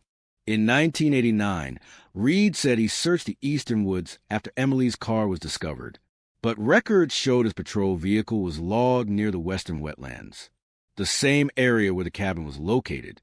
He said he never found a cabin, but he had filed a private report mentioning an abandoned structure near the waterline. That report disappeared from the official case file. Reed had not been investigating blindly. He had been protecting a secret. But Emily's story was not as simple as accusing him. She explained that Reed was not one of the people who wanted the truth destroyed. He was trapped, like everyone else. He thought he could fight them from inside the system, Emily said. But he didn't understand the system was bigger than him. Morgan asked, who was controlling it? Emily looked toward the old documents. The person who benefited the most. Again, the investigators returned to the financial records. The person who gained the most after the disappearances. The person who received the properties. The person connected to both sides of conspiracy. Thomas Bell. But Emily shook her head. No. The answer surprised everyone. Thomas was not the winner. Then who was? Emily reached into a drawer. She removed a small notebook. The pages were filled with names, dates, payments, meetings. At the center of the notebook was one name, a name investigators had seen before, but never considered important. William Bell, Thomas Bell's younger brother, the forgotten member of the Bell family. For decades, William stayed out of the investigation. He gave no interviews. He avoided attention. He claimed he had nothing to do with Thomas's disappearance. But the documents told another story. William was the person who managed the Bell family's remaining assets after Thomas vanished. He controlled the legal paperwork. He approved the transfers. He signed the agreements. The same agreements that moved land away from missing residents. The same agreements that benefited powerful people, including himself. The investigators searched William Bell's history and discovered something shocking. William had never been investigated, not once, because everyone assumed he was just another grieving family member. But Emily knew differently. She explained that Thomas discovered the truth about his brother. William was not a victim. He was the bridge, the person connecting old money, corporate interests, and local officials. He created the illusion that everyone else was responsible, while he quietly controlled the outcome. The hidden archive inside the bunker contained proof, a series of payments. Every major person involved received money. Sheriff Whitmore, business owners, officials, even investigators. But the largest payments went to one account, an account controlled by a private company, a company that existed only for one purpose: protecting William Bell. The discovery forced investigators to look at Thomas Bell differently. He was not the mastermind. He was not innocent either. He spent years trying to undo what his family helped create. He knew the truth because he was part of it, and that was why he disappeared. Not because he was hunted from the beginning, because he was afraid of what would happen when everyone learned his family's role. Emily explained that Thomas wanted to expose William, but he needed evidence strong enough to survive. That was why he collected documents. That was why he trusted Emily. That was why he built a hidden archive. But William discovered the plan, and he reacted. The investigators located William Bell. He was living under his own name, not hiding, not running. A retired businessman living quietly on the outskirts of New Orleans. When detectives arrived, he did not appear surprised. He looked at the evidence, the photographs, the files, the recovered documents. Then he smiled. "You finally found the old man's mistakes." Morgan asked, "Your brother's mistakes?" William laughed softly. "No, mine." The confession shocked investigators. But then he continued, "I spent 30 years waiting for someone to understand." Morgan stared. Understand what? William looked directly at her. That everyone was looking at the wrong crime. The room became silent. William explained that the land deals were only the surface, the contamination, the disappearances, the hidden facilities. All of it was connected, but none of it was the true purpose. The real operation was about something else, something Thomas Bell discovered too late.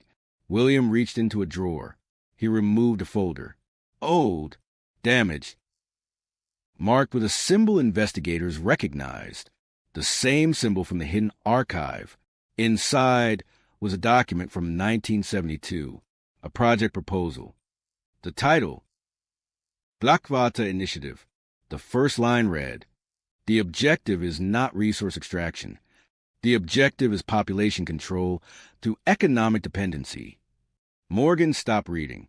The operation was never about minerals, never about land, never about money. Those were tools. The real goal was controlling an entire community, keeping people dependent, keeping them silent, keeping them afraid.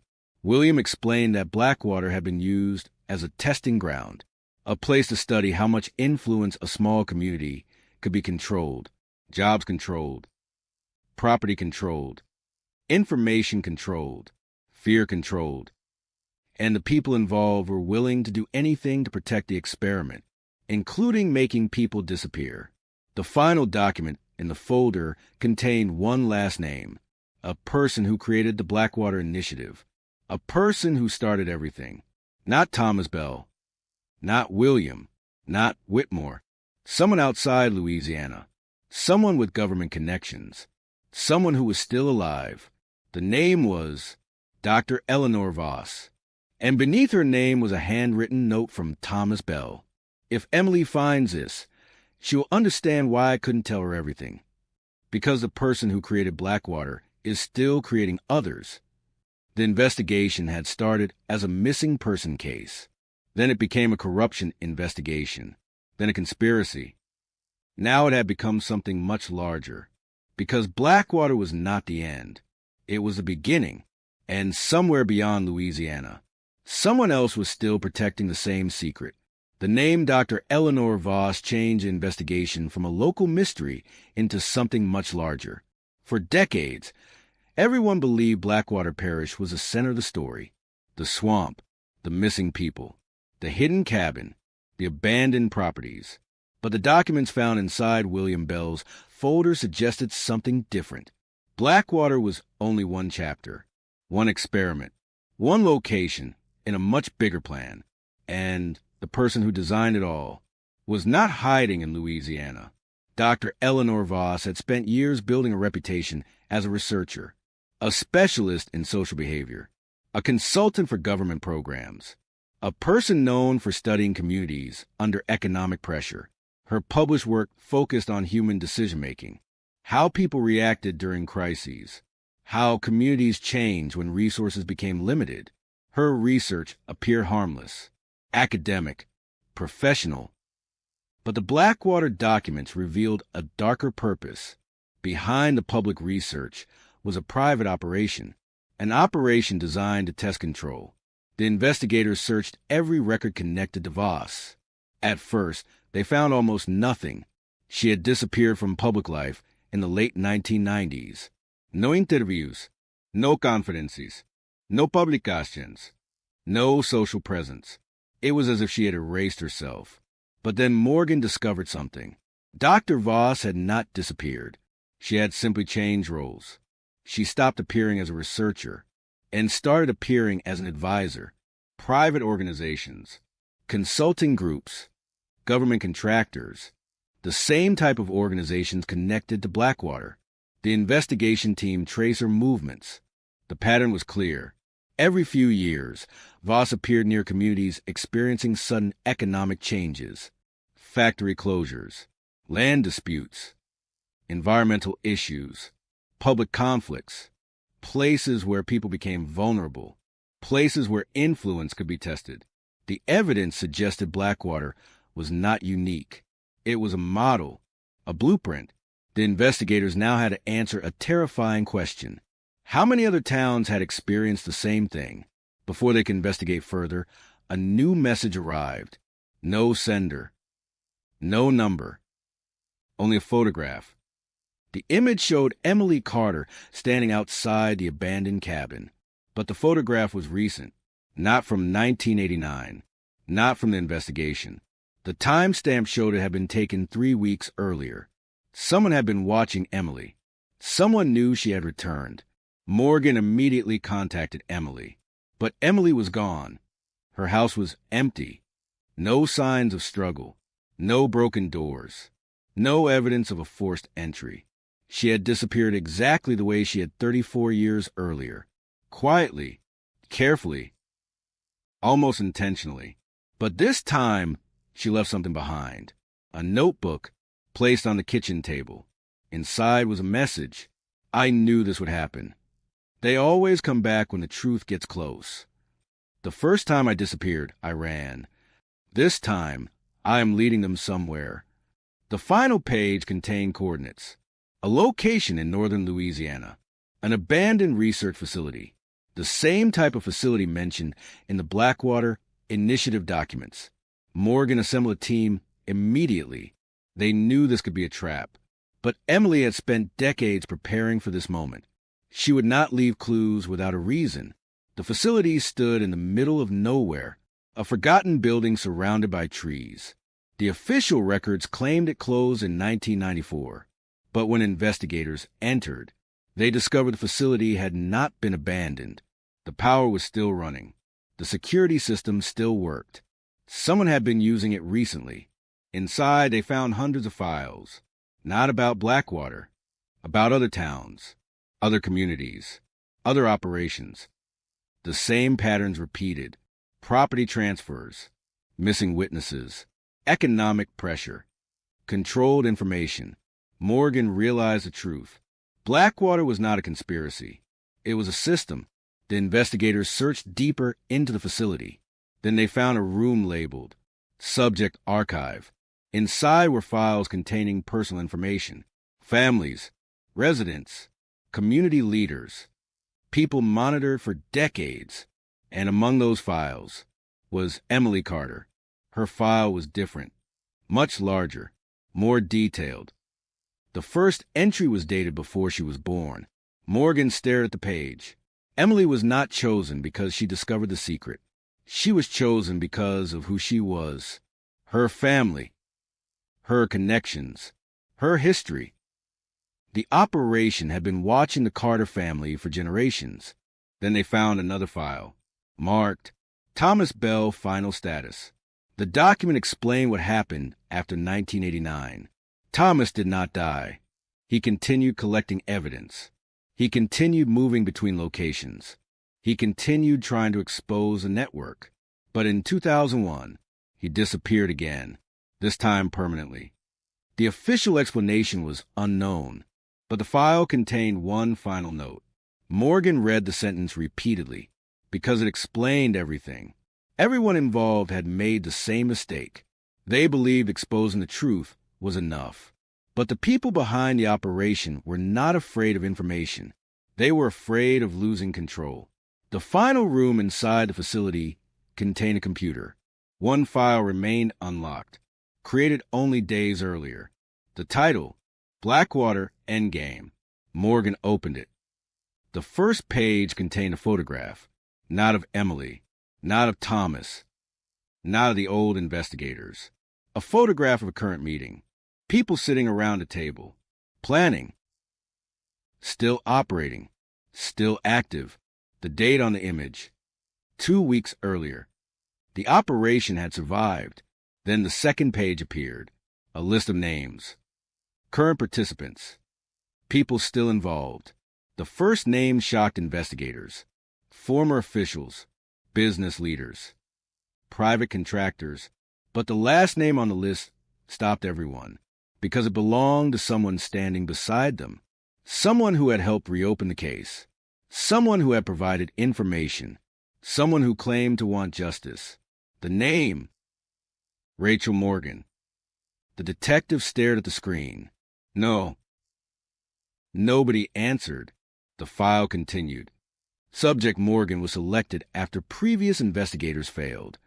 Her emotional connection to unresolved cases makes her predictable. Her investigation pattern has followed expected behavior. Morgan stepped away from the computer. The entire room felt different. Every conversation, every discovery, every clue. Was it part of a plan? Had she been guided here?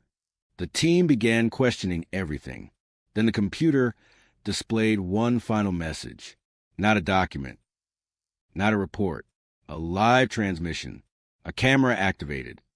A woman appeared on screen, older, calm, watching them. Dr. Eleanor Voss.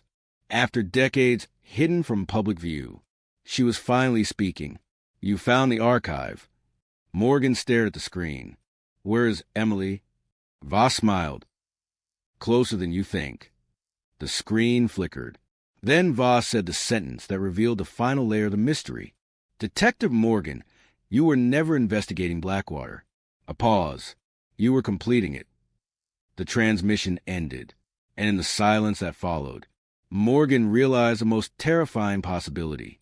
The cold case was never reopened by accident. Someone wanted them to find the truth. Someone wanted the world to see the evidence. Because the final stage of the Blackwater Initiative had already begun. The words from Dr. Eleanor Voss remained frozen on the screen. You were never investigating Blackwater. You were completing it. For several seconds, nobody moved. The abandoned research facility became completely silent. The monitors continued to glow. The old machines continued to hum. But the investigators no longer knew what they were looking at. A discovery? A trap?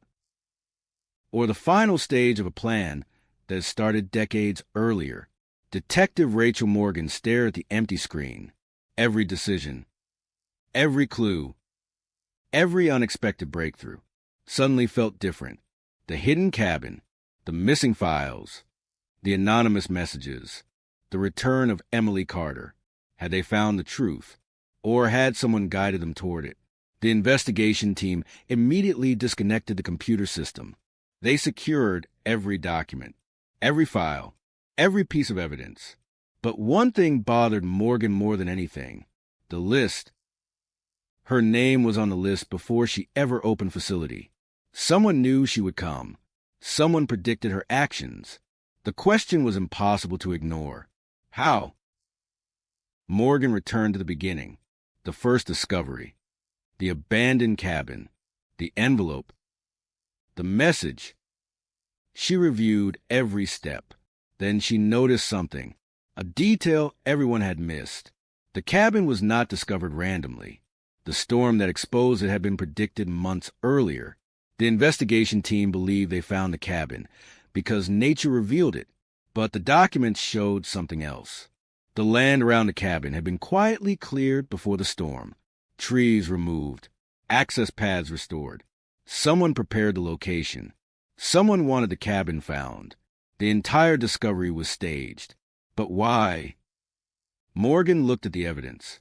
Because whoever prepared the cabin wanted them to find the truth, but only a specific version of the truth, a controlled version, a story with certain names, certain suspects, certain conclusions. The investigators returned to Emily Carter's house. She was still missing. But this time, Morgan searched differently. Not for evidence, for intention. Emily had spent 34 years hiding. She knew how people operated. She knew how investigations worked. She knew how to leave clues. The notebook she left behind was not a confession. It was a message designed for Morgan. The final page contained another hidden detail, a small symbol drawn in the corner, the same symbol found on the Blackwater Initiative files. But beneath it was something new, a second symbol, one Morgan had never seen before. She sent it to experts. The answer came back within hours. It was not a company symbol, not a government mark. It was a personal signature, a signature used by only one person, Thomas Bell. Morgan froze. Thomas Bell had not created Blackwater. He had not controlled the operation, but he had been closer to it than anyone realized. The evidence suggested something complicated. Thomas Bell was not just fighting the system. He was shaping it. The question became, when did he stop? And when did he start trying to destroy what he built? The answer was hidden inside the final pages of Thomas Bell's journal. The pages missing from the cabin were not the only missing pages. There was another section removed, a section that explained Thomas's final years. Investigators searched the research facility again. This time, they focused on anything connected to Bell. Behind a false wall, they found a small storage compartment. Inside, a voice recorder, a photograph, and a letter. The voice recorder contained Thomas Bell's final message. The recording quality was poor. His voice was older, weak, but clear. If you are hearing this, I failed. A long pause. I thought I could control it. I thought I could build something powerful enough to protect people, but I created something that protected itself. Thomas admitted that the Blackwater Initiative began as a research project, a study of community behavior, a way to understand how fear and dependence affected decisions. But over time, the project changed. People discovered control was more valuable than knowledge. The experiment became an organization, and the machine needed people willing to protect it. Thomas tried to stop it, but by then it was too large, too connected, too powerful. Then came the most shocking revelation. Thomas admitted he was the one who recruited Emily, not because she was useful, because she reminded him of who he used to be, someone who believed the truth mattered, someone who believed exposing injustice could fix the world. But he made one mistake. He involved her. And when the operation discovered her, he had only one choice: make her disappear. The recording ended with one final sentence. Emily was never the victim I wanted to save. She was the person who had survived me. Morgan listened again and again, because Thomas was admitting something impossible. He was not only protecting Emily from others, he was protecting her from himself. Then the final piece arrived. A phone call. Unknown number. Morgan answered. A woman's voice. Emily. Stop looking for me. Emily refused. You don't understand what you've uncovered. We are past the point where the truth saves people. Morgan asked, then what does it do? Emily answered, it destroys the people who built their lives around the lie. The line became quiet. Then Emily said something else, something Morgan never expected. Rachel, you need to understand one thing. This investigation was not started because someone wanted justice. A pause. It was started because someone needed a witness. Morgan asked, who? Emily replied, you. The call ended. Morgan stood in silence. For the first time, she understood what Voss meant. The investigation was not about solving the past. It was about creating a record, a witness, someone who could connect every piece, someone who could expose the system. But there was one problem. The moment Morgan became that witness, she also became a target. The next morning, the news broke. Someone leaked the Blackwater documents. Thousands of pages, names, payments, reports, photographs. The story exploded nationwide. The Louisiana coal case that had been forgotten for decades became one of the biggest criminal investigations in the country. Officials denied everything. Former employees disappeared. Companies released statements. Lawyers appeared everywhere. But the evidence was overwhelming. The public finally saw what Blackwater had hidden: the missing people, the altered records, the controlled investigations, the secret facilities. The truth was no longer buried. But as investigators celebrated the breakthrough, Morgan received one final package. No sender, no address. Inside was a photograph, recent, taken only days earlier. It showed Dr. Eleanor Voss standing outside the original Blackwater cabin. Beside her was Emily Carter. Both women were alive. Both women were together. And on the back of the photograph were 6 words. The final chapter begins now. The photograph sat on Detective Rachel Morgan's desk for hours. 2 faces. 2 survivors. 2 people who had been connected to the Blackwater mystery from opposite sides of the story. Dr. Eleanor Voss, Emily Carter, standing together outside the abandoned cabin. The same cabin that reopened a 34-year-old cold case. The same cabin that exposed hidden files.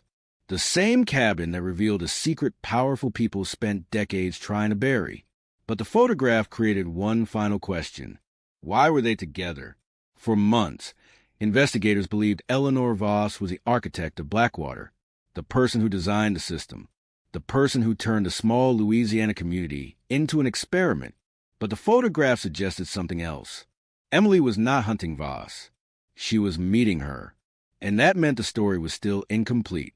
Morgan refused to release the photograph publicly. Not yet. She knew too much had already been manipulated. Too many people had controlled information. Too many truths had been hidden behind carefully prepared stories. So she went back to the place where everything started, the cabin.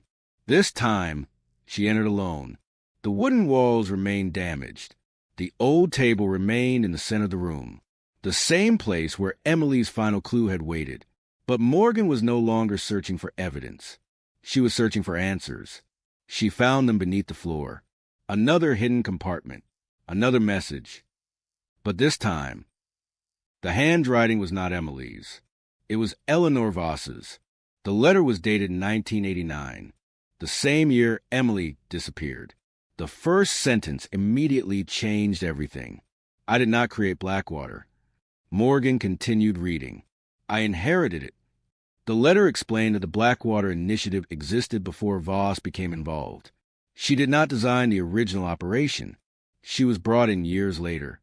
At first, she believed it was a legitimate research project, a study of communities, a way to understand economic pressure and social behavior. But she eventually discovered the truth. The research had been corrupted. The people controlling it were not interested in understanding communities. They wanted to manipulate them. Voss tried to expose the project, but she failed. Like Thomas Bell, like Emily, like Marcus Reed, everyone who fought the system eventually learned the same lesson. The system protected itself. The letter continued. Thomas believed destroying the project would save people. Emily believed revealing the truth would save people. Marcus believed hiding the truth would save people. All of them were wrong. The final line explained why. The only way to defeat a secret is not to destroy it. It is to make sure everyone knows it exists. Morgan read the sentence several times. The Blackwater Initiative survived because it remained hidden, because people disappeared quietly, because records vanished, because witnesses became isolated. The solution was not another disappearance. It was exposure. The truth had to become impossible to bury. That was why the investigation happened. That was why Morgan was chosen. Not because she was predictable, because she was relentless. She would follow every clue, every name, every document, and she would force the story into the open. But there was still one person missing, Emily Carter. Morgan returned to the address where Emily had been living. This time, she found something, a letter placed inside the mailbox. No name, only one sentence. The person you've been searching for has been watching you the entire time. Inside was a final location, a small cemetery outside Blackwater. Morgan arrived before sunrise. The cemetery was empty.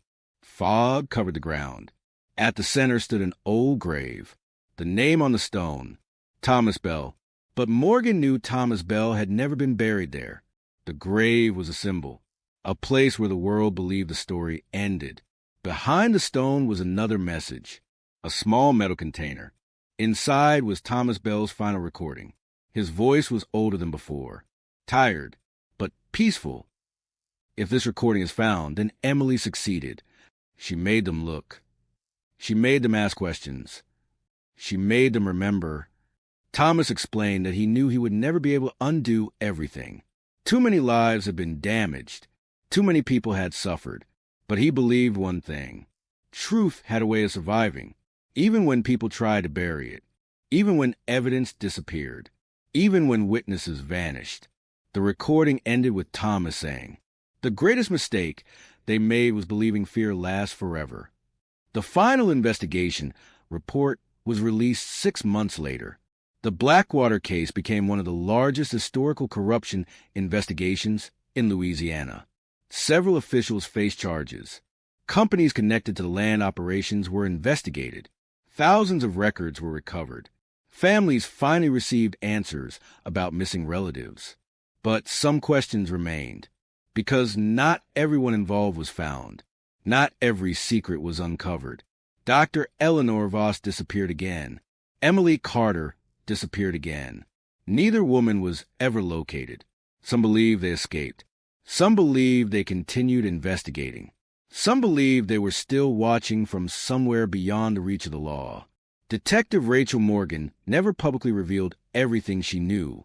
When asked about Emily Carter years later, she gave the same answer. Emily was not a missing person. She was a witness who survived long enough to tell the truth. The abandoned cabin was eventually preserved as part of the official investigation record, a reminder of what happened, a reminder of what was hidden, and a reminder that the quietest places often hold the loudest secrets. 34 years after Emily Carter vanished, the world finally learned what happened in Blackwater Parish. A young woman discovered a secret. A town protected a lie. Powerful people tried to erase the evidence, but the truth waited, inside a forgotten cabin, inside a missing file, inside the memories of people who refuse to forget, because every cold case has a final clue. Every mystery has a breaking point, and sometimes the last piece of evidence is not hidden by the person who committed the crime. Sometimes it is hidden by the person who survived it. And in Louisiana, inside an abandoned cabin surrounded by endless swamp, a forgotten case finally revealed its deadly secret.